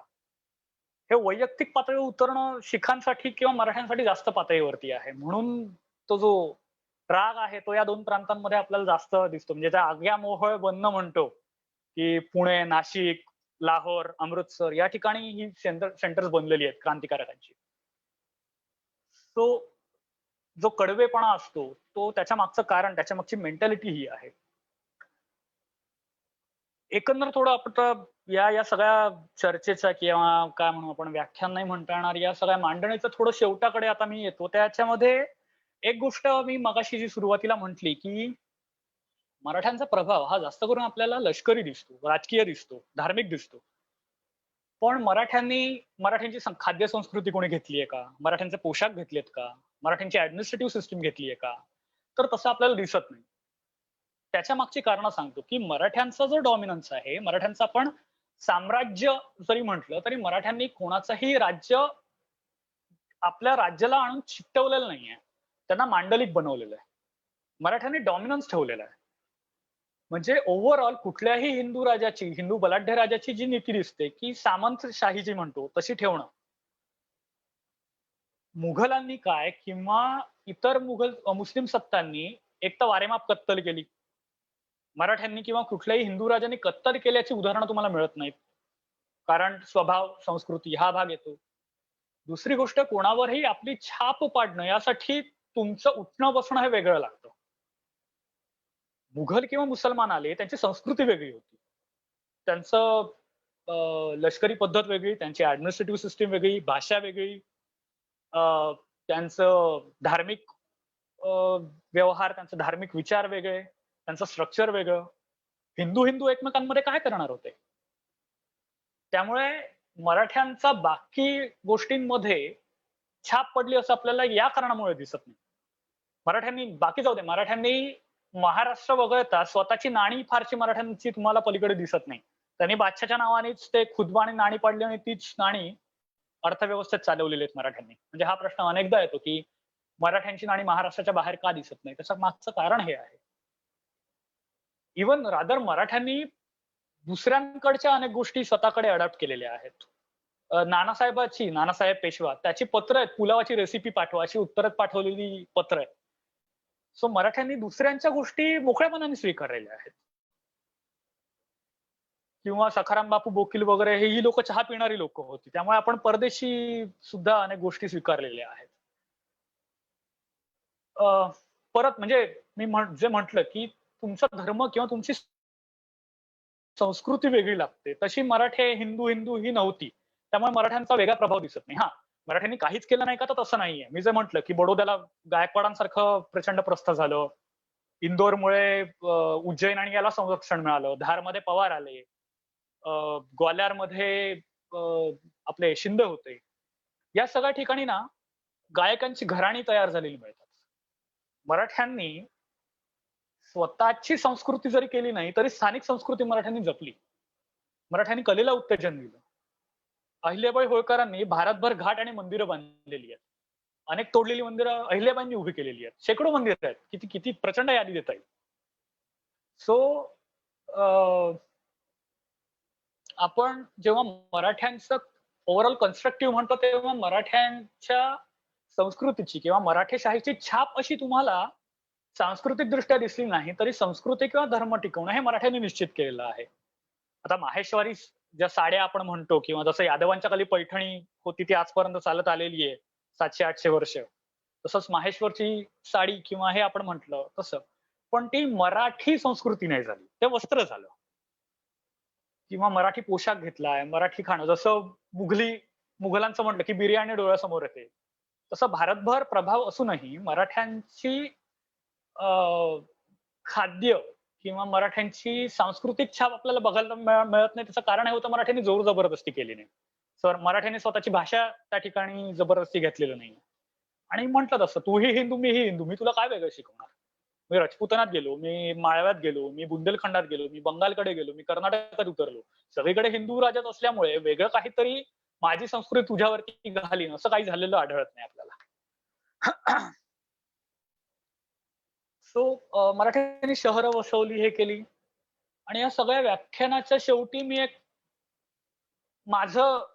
वेगळी माझ्या डोक्यातली थिअरी म्हणा किंवा आजकाल ती थिअरी बऱ्याच लोकांनी मांडायला सुरुवात केली आहे की आज आपल्याला जो भारत दिसतो तो भारत हा मराठ्यांच्या डॉमिनन्स खाली जेवढी भूमी होती तो आज आपल्याला भारत दिसतो. मराठ्यांचा ज्या ठिकाणी डॉमिनन्स नव्हता आज तो पाकिस्तान किंवा बांगलादेश झालेला किंवा काश्मीर सारखा डोक्याला त्रास असलेला किंवा इव्हन दक्षिणेत सुद्धा मराठ्यांना निजाम सिद्धी पोर्तुगीज हे नेहमी डोक्याला त्रास देणारे ठरलेले. आपल्याला स्वातंत्र्य मिळाल्यानंतर निजामाचा त्रास झाला, आपल्याला गोव्याला पोर्तुगीजांचा त्रास झाला.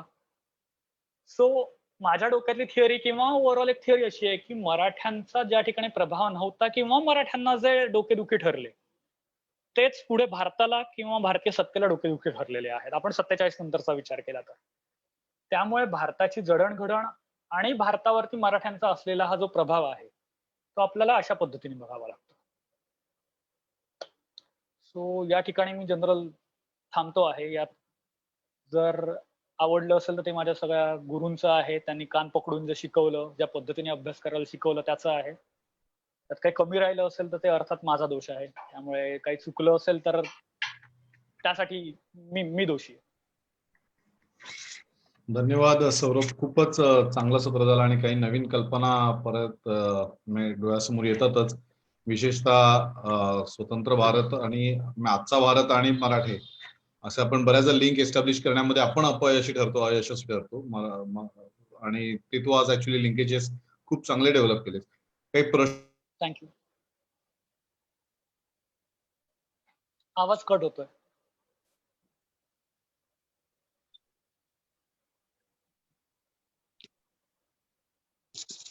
हॅलो विनोद.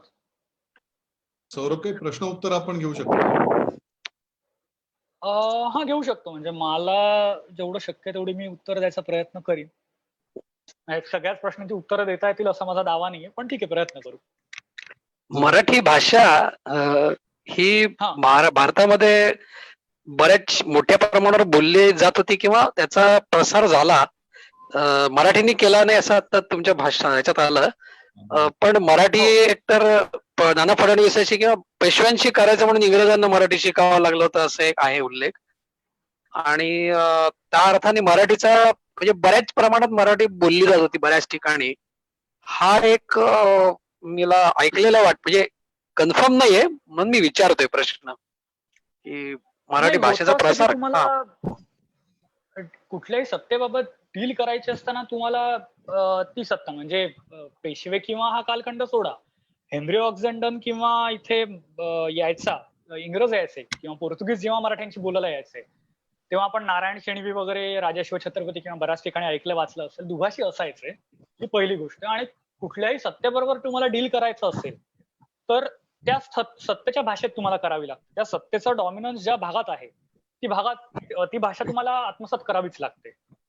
म्हणजे मी जे म्हटलं की मराठ्यांनी स्वतःची भाषा दुसऱ्यांवरती लादली नाही हा भाग वेगळाच आहे, पण अहमदिया करार जो झालेला आहे तो फारसी भाषेत त्याचा मूळ तर्जुमा आहे किंवा त्याची जी कॉपी बनली आपल्या देवनागरी म्हणण्यापेक्षा मोडीमध्ये. आपण जसं रोमन मराठी लिहितो की काय कसं आहेस किंवा खाली ये मी उभा आहे असं आपण जसं टाईप करून पाठवतो, तसंच भाषा आहे ती त्याला फारसी किंवा पर्शियन म्हणतो ती आहे. पण ती लिहिली गेली आहे आपल्या देवनागरी म्हणा किंवा आपल्या काय मोडीमध्ये. सो जेव्हा तुम्ही एखाद्या सत्तेबरोबर डील करता तेव्हा तेवढी ती भाषा तुम्हाला हँडल करावी लागते. सो परदेशी सत्तांनी इथल्या बलाढ्य सत्तेची भाषा जर करारासाठी किंवा संपर्क करण्यासाठी वापरली असेल तर त्यात विशेष काही नाही. म्हणजे आज मराठी भाषेमध्ये आपल्याला बोला. नाही ते कळलं मला, त्या अर्थी म्हणत नाहीये मी, पण ओव्हरऑल भारतामध्ये मराठी भाषा बोलली जाणं याचं पर्सेंटेज जास्त होतं असं एक ऐकलंय मी. हे कितपत बरोबर आहे काय? नाहीये. तुम्हाला जे सगळे करार मदार आढळतात तेवढ्या पुरतच आहे. मी जे म्हटलं की तुम्हाला समोरच्यावरती छाप हे करायचं असेल तर एक तर ना अंगात थोडी क्रूरता किंवा हे लागतं की नाही माझा डॉमिनन्स आहे तो तू स्वीकारच. किंवा ब्रिटिशांनी थेट क्रूरता केली नाही पण इनडायरेक्टली ब्रिटिशांनी अनेक गोष्टींमध्ये प्रभाव पाडला किंवा सत्ता वेगळ्या पद्धतीने हे केली. ऍडमिनिस्ट्रेटिव्ह प्रशासकीय गोष्टी लागतात. आयदर त्याकरता तुमची भाषा जर उपयोगी असेल किंवा तुम्ही ती भाषा जर लादली तर माणसं तुमची ती भाषा स्वीकारतात किंवा तुम्ही जबरदस्ती केली तर. मुघलांनी मुघल म्हणण्यापेक्षा मुस्लिम सत्तांनी जबरदस्ती ही केली आणि मुस्लिम सत्तांनी प्रशासकीय यंत्रणा ही तशी राबवली. त्यामुळे फारसी भाषेचा म्हणजे आता आपण बोलत असतो त्यात किमान 25 ते 30% शब्द हे फारसी भाषेतनं आलेले आहेत. आपण दरवाजा म्हणतो साधा फारसी मगचा प्रभाव आहे. आणि परत म्हणजे शिवाजी महाराजांचं मोठेपण, आता विषय थोडा वेगळा होतो पण आपला भाषेचा विषय चालू म्हणून सांगतो. फारसी भाषा हटवून तिथे संस्कृत किंवा मराठी शब्द घालणं ही महाराज किती वेगळ्या अँगल वरती जाऊन विचार करत होते, किती वेगळ्या लेवलला हा माणूस विचार करत होता. त्यांनी राज्य व्यवहार कोश बनवून घेतला. म्हणजे किल्ल्यांच्या कुठल्या पार्टला कुठलं नाव द्यावं हे सुद्धा त्यात त्यांनी ठरवलं की नाही यापुढे याला बुरुज किंवा हे आहे ते नाही म्हणायचं, दुसरं म्हणायचं. त्याच्यावरती नक्षी असते त्याला काय म्हणायचं, जिभी म्हणायचं, पिरणी म्हणायचं, हस्तिनखी म्हणायचं. या लेवल पर्यंत मराठी आपल्या राज्य व्यवहार कोशांनी बनवून घेतला होता. सो तुमची गुलामगिरी कुठेतरी सुरू होते ती भाषेपासून सुद्धा होते हे मान्य करायला लागतं.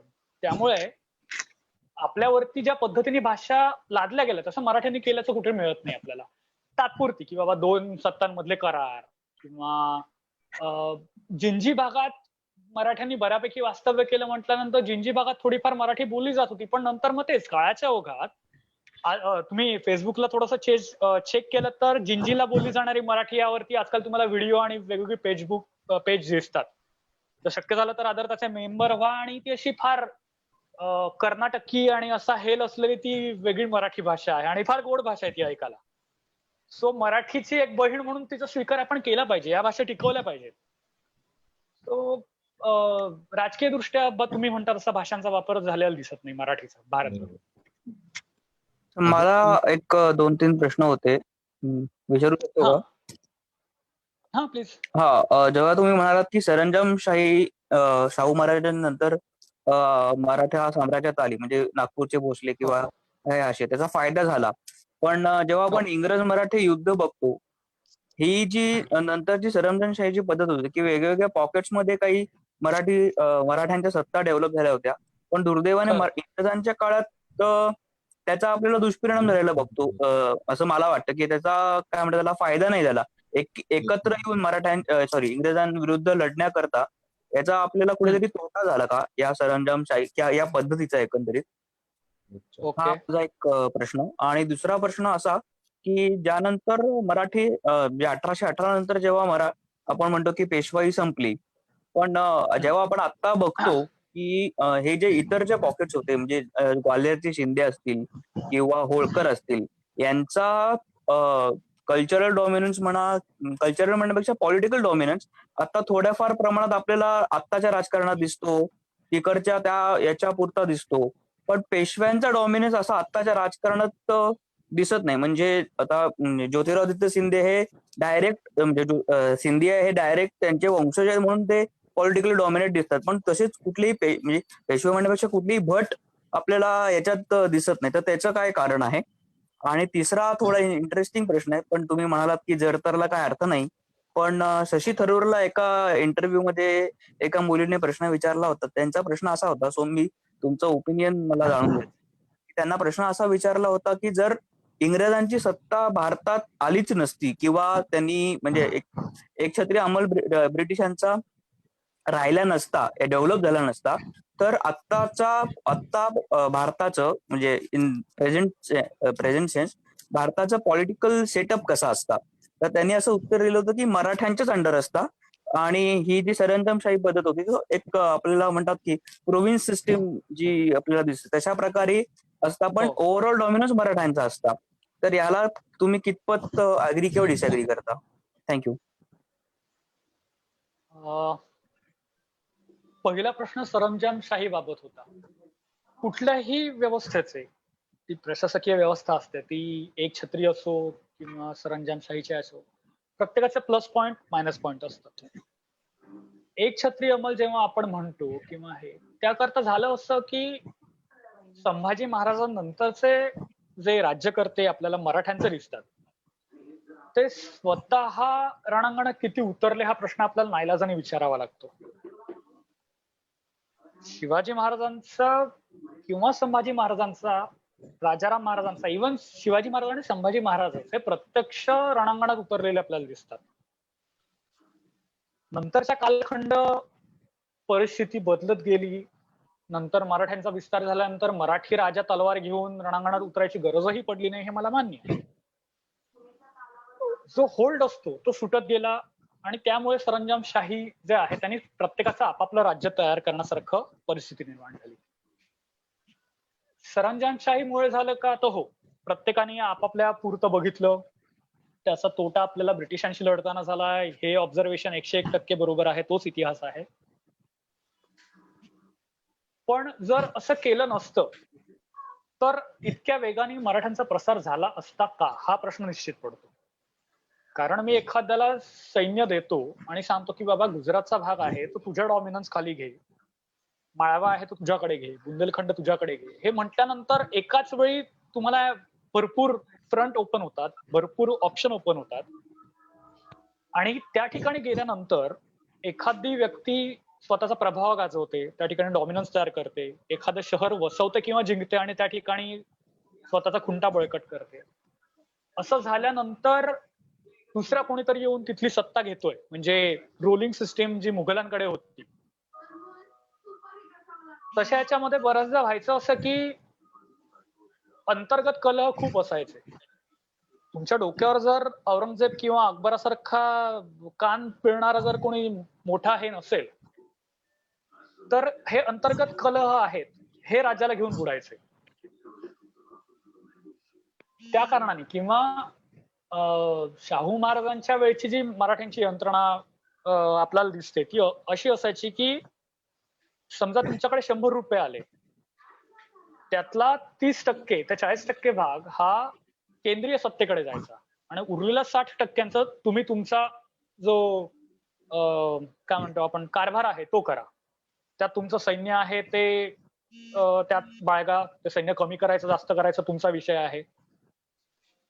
पण जेव्हा गरज असेल राजाने हाक दिली की तुम्हाला ते सैन्य घेऊन जावं लागायचं. मग कधी कधी असं व्हायचं की एखाद्या वेळी दुष्काळ पडला की त्या भागातनं तेवढा सरंजाम यायचा नाही किंवा मराठे दुसऱ्यांवरती आक्रमण करायचे, जे चौथाई घ्यायचंय. कुठलीही मोहीम ही अशी होत नाही, प्रचंड पैसा ओतावा लागतो तुम्हाला. तो मराठ्यांची प्रतिमा उत्तरेकडे थोडीफार ही लुटारू या करता झाली आहे कारण मराठे हे कायम हात पिळत फिरत असायचे भारतभर. पण कधी कधी हा व्यवहार आतबट्ट्याचा, म्हणजे एखाद्या मोहिमेवरती 30-30 लाख रुपये खर्च व्हायचे पण समोरचा फक्त 25 लाख देण्याचीच कॅपॅसिटी ठेवायचा. अर्थ काय? सो सरंजामशाहीमध्ये हा सुद्धा तोटा व्हायला लागला. सो तुम्ही सरंजामशाही म्हणता त्यामध्ये तुम्हाला आर्थिक बघावे लागतात, तुम्हाला राजकीय परिणाम बघावे लागतात, त्याचा फायदा किंवा तोटा हे दोन्ही प्रत्येक व्यवस्थेचे असते. त्यामुळे सरंजामशाहीमुळे ब्रिटिश काळात तोटा झाला का? तो हो झाला. पण त्या आधीचं एक्सपान्शन बघताना सरंजामशाहीचा फायदा झाला का? तर हो, सरंजामशाहीचाच फायदा झाला. हा एक भाग झाला. तुमचा दुसरा प्रश्न, सॉरी मी दुसरा विसरलो.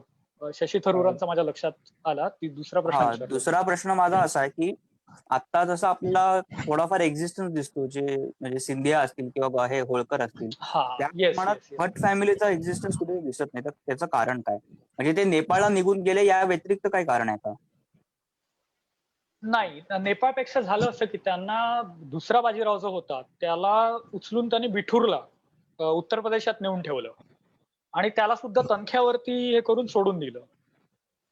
लक्षात घ्या, आजची तुम्हाला जी सत्ता केंद्र दिसतात, तुम्ही ज्यांची नावं घेतली, त्यांना त्यांच्या ठिकाणून म्हणजे कसं आहे, आपण एखाद्या ठिकाणून झाड उपटतो आणि नेऊन दुसरीकडे टाकतो, तसं केलेलं नाहीये, हे लक्षात घ्या. वेअर ॲज तुम्ही काय म्हणतात, पुणे सातारा भागात तुमचं जो डॉमिनन्स आहे तो अचानक तुम्हाला कोणीतरी तिकडनं उचलतं, नेऊन पगारावरती बिठूरला टाकून देतं. ज्या भागामध्ये संस्कृती म्हणजे स्ट्रॉंग होल्ड नाहीये तुमचा, आणि नंतर तर मला पटकन काय कसं सांगू, जी धमक लागते ना ती दुसऱ्या बाजीरावाकडे नव्हती. म्हणजे दुसऱ्या बाजीरावाच्या कालखंडामध्ये मराठ्यांचं मेन नुकसान या करता झालं कारण राज्यकर्ते किंवा हे होते ते नालायक होते. प्रॉब्लेम तिकडे झाला. धमक असेल तर तुम्ही कुठेही जाऊन काही करू शकता, कारण बिठूरपासनं ग्वालेर किंवा खाली उतरलं तर धार आणि इंदोर फारसं दूर नाही ठरवलं तर. पण ती एकत्र येण्याची जी उर्मी असते ती कुठेतरी, आणि महत्वाचं म्हणजे ब्रिटिशांनी जो शहाणपणा केला, त्यांनी प्रत्येक सत्तेबरोबर वेगळा करार केलेला आहे. शिंद्यांबरोबर वेगळा करार केलाय, नागपूरकर भोसल्यांबरोबर वेगळा करार केलेला आहे. त्याच्यामुळे ब्रिटिशांनी वेगवेगळे भाग तोडून मराठ्यांचं राज्य खाऊन टाकलेलं आहे. हे तुमचा तिसरा प्रश्न याच्या बाबत होता की शशी थरूरांनी तसं म्हटलं.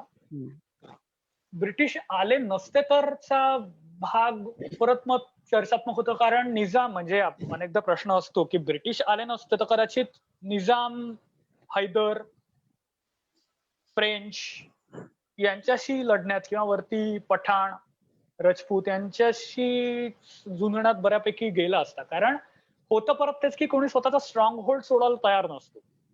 त्यामुळे नंतरच्या काळामध्ये जर दुसऱ्या बाजीरावासारखा सगळा आनंद असता सत्ता कारभाराचा, तर मराठ्यांनी किती तग धरला असता एक सत्ता म्हणून, हा पुन्हा परत वादाचा मुद्दा आहे. परत तो जरतरकडे जातो, त्यामुळे त्याला परत अर्थ उरत. थँक्यू. थँक्यू. मलाही उत्तर मिळालं मागाशीच. आता शशांकच्याच प्रश्नाशी थोडासा मी जोडतो प्रश्न की शिंदे, होळकर यांच्या ज्या आज बऱ्याच मोठ्या प्रमाणावर प्रेझेन्स दिसतो, इव्हन त्यांच्या प्रॉपर्टीज आणि इस्टेटही आहेत, तशी पेशव्यांची काहीच नाही. इनफॅक्ट पेशवी ही बऱ्याचशी त्या प्रमाणात कर्जामध्ये असायचे, बहुसंख्य बऱ्याचदा, असंही आपल्याला आढळतं. ह्यालाही सामंतशाही जबाबदार आहे का? हो, सॉर्ट ऑफ. कारण बाजीरावाची जर पत्र आपण वाचली, थोरला बाजीराव, दुसरा बाजीराव नाही, थोरले बाजीराव, जे काही लढाई हरले नाहीत आणि जे अत्यंत करारी होते वगैरे, त्यांनी ब्रह्मेंद्र स्वामींना लिहिलेली पत्र आहेत. ब्रह्मेंद्र स्वामी हा आजच्याच आध्यात्मिक गुरूंसारखे होते, त्यांनी काही चांगली कामं केली नाही असं नाही, पण अध्यात्माबरोबर म्हणजे धार्मिक सल्ल्यांबरोबर पैसे सुद्धा तो वाटायचा ब्रह्मेंद्र स्वामी. पेशव्यांना भरपूर कर्ज दिलं होतं त्यांनी. तेव्हा बाजीरावासारख्या सिंहपुरुषाची पत्र आहेत की देणेकरी आणि घेणेकरी अशा पद्धतीने आपल्याला पत्र वाचावी लागतात. खरोखर पोटात गलबलतं की बाजीराव गुडघ्यावर आला होता पैशांचा जेव्हा विषय निघायचा तेव्हा, आणि तो हे करायचा की बाबा आई बाप वगैरे तुम्हीच आहात, तुम्हीच सांभाळा नाही तर तुम्हीच मारा, या भाषेत बाजीरावांनी ब्रह्मेंद्र स्वामीला लिहिलेली पत्र आहेत. आणि माझ्या हाताखालची लोक ही टोलेजंगी वाडे आणि हे बांधत असताना मी इथे एकेका पैशाला तरसतोय. किंवा पुढे नानासाहेबाची पत्र आहे, त्याच्यामध्ये नानासाहेबाची पत्र नाही, बाजीरावाच्याच पत्रामध्ये त्यांनी बहुतेक शिंदे होळकरांपैकी कोणाला तरी लिहिलेलं पत्र आहे. त्यात त्यांनी सांगितलं की साताऱ्यास नित्यनूतन पैक्याची ओढ आहे. म्हणजे जर मी 40% मगाशी म्हटलं, राजबापती म्हणायचं त्याला. सातारकडनं मला विचारलं होतं की बाबा तुझ्या हाताखाली जी माणसं आहेत त्यांच्याकडनं माझ्या खजिन्यात पैसा येत नाहीये, तो साताऱ्यास नित्यनूतन पैक्याची ओढ आहे. असं असताना तुमच्याकडनं पैसा येत नाही ही बाजीरावाची तक्रार आहे. म्हणजे बाजीरावासारखा सिंह पुरुष असतानाच पैशांच्या बाबतीत बोंब व्हायला सुरुवात झाली होती. 3-3, 4-4 वर्ष त्यांच्याकडनं येणारा पैसा हा यायचा नाही. आणि मोहीम जी निघायची त्या ज्या हुंड्या लिहिल्या जायच्या, मी म्हटलं तसं मोहिमेसाठी पैसा खर्चावा लागतो, प्रचंड पैसा ओतावा लागतो. त्याच्या हुंड्या लिहिल्या जायच्या, त्या पेशव्यांच्या नावे दिलेल्या असायच्या. त्याच्यामुळे कर्ज असायचं तर पेशव्यांच्या नावावरती व्हायचं. म्हणून आपल्याला पेशवे हे कायम म्हणजे माधवरावांनी कर्ज फेडण्यासाठी स्वतःचे रत्न आणि हे ठेवलेले, गहाण ठेवलेले. त्याचं कारण ते होतं दोन्ही. एखादा मुलूक लिहिला जायचा किंवा हे करायचा, त्यात पत्र लिहिलं जायचं त्या पेशव्याला उद्देशून लिहिलं जायचं. पण मुलूक लिहिला म्हणजे आज मी आग्र्याचा मुलूक माझ्याकडे आला याचा अर्थ उद्यापासून माझ्याकडे गंगाजळी वाहते असं होत नाही. पैशांची 1-2 वर्ष तिकडे ऍडमिनिस्ट्रेटिव्ह सिस्टीम तुम्हाला बसवावी लागते. त्यानंतर एखाद्या वर्षी 2 वर्ष पाऊस झाला नाही की तुमचं हे उत्पन्न बोंबलतं. आणि तेव्हा आज सारख्या जेवढे आपल्याला इंडस्ट्री दिसतात, आज सारखे उद्योगधंदे दिसतात, आज सारखा परदेशी व्यापार दिसतो, तसा त्या काळी नव्हता. जास्त तुमचा जो भर असायचा तो शेतीवरती असायचा, किंवा व्यापारी जो काही व्यापार करायचा थोडाफार वेगवेगळ्या गोष्टींचा तेवढा पुरता, धातूंचा व्यापार.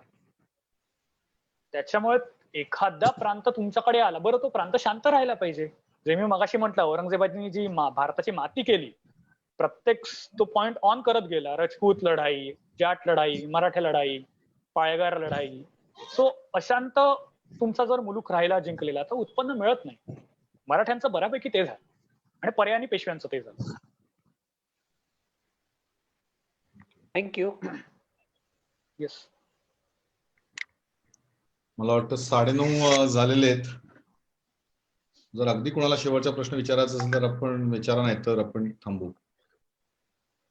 शशांकने मगाशी जो प्रश्न विचारला होता की होळकर शिंदे घराणी नंतर राहिलीत, म्हणजे जे बाजीरावांचं घराणं जे होतं त्याचं वर्चस्व राहिलं नाही, त्याचं मे बी एक रिझन असं असावं किंवा मराठीची जी घराणी होती, सरदारांची घराणी होती, त्यांनी नंतर इंग्रजी सत्तेसोबत एक सलोख्याचं धोरण घेतलं. 1857चा जो उठाव झाला त्याच्यामध्ये होळकर शिंदे शांत राहिले, गायकवाड शांत राहिले, आणि नंतर पण त्यांचा जे करार होते ते त्यांनी 1947 पर्यंत कायम ठेवले. मे बी ते एक रिझन असावं की ही घराणी नंतर पर्यंत त्यांचं वर्चस्व टिकून राहिलं. हा, हे कारण आहे, नाही असं नाही. पण मी म्हटलं तसं म्हणजे पेशव्यांना किंवा भट घराण्याचा जो त्यावेळेचा होता दुसरा बाजीराव, त्याला उचलूनच बिठूरला टाकून दिल्यानंतर त्याचं पुण्यामधलं किंवा महाराष्ट्राचा जो होल्ड होता तोच निघून गेला. आणि नंतर त्यांनी जो एक तर पुत्र घेतला होता तो दत्तक पुत्र घेतला होता, कर्जतच्या वेणगाव जे आहे तिकडनं तो भटघरांत घेतला होता, जे दुसरे नानासाहेब पेशवे म्हणतो ते. आणि नंतर पुढे त्यांना नेपाळलाच परागंदा व्हावं लागलं. तो त्या कारणाने म्हणजे हातातनं सत्ता गेली ती गेलीच. म्हणजे मराठ्यांच्या हाती असलेली सत्ता, मी फक्त राजकीय डॉमिनन्स म्हणतोय, सत्ता म्हणजे असं म्हणत नाहीये, भारतभर नेता म्हणून मान्यता मिळायला शेवटचा माणूस म्हणजे लोकमान्य बाळ गंगाधर टिळक. त्यानंतर मराठ्यांचं राजकीय दृष्ट्या जे नामोनिशाण मिटलं त्यानंतर मराठ्यांनी डोकं वर काढलेलंच आपल्याला दिसत नाही. म्हणजे एकमुखी की हा आमचा नेता आहे. 1920 साली जेव्हा टिळकांचं निधन झालं त्यानंतर परत मराठ्यांना मराठी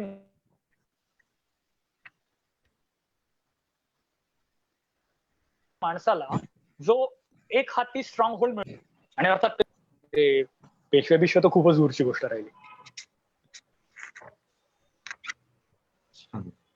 मला वाटतं चांगलं सत्र, मागचे 1.5 तास आपण ऐकतोय आणि वेगवेगळ्या अंगांनी मराठा साम्राज्य आणि त्याचे जडणघडणीतलं योगदान आपण ऐकतो. खूपच चांगलं सत्र झालं. धन्यवाद Saurabh. Thank you. Wait was worth असं मला वाटलं. जवळपास 1 वर्षभर आपलं ठरत होतं, आज करू उद्या करू, पण खूपच छान सत्र झालं आणि पुन्हा असंच आपल्याला योग यावा अशी विनंती करतो. आजचं शब्दांगणचं सत्र परत एखादा विषय नक्की. धन्यवाद. थँक्यू. Good night everybody. आपण आज इथेच सत्र थांबवतो.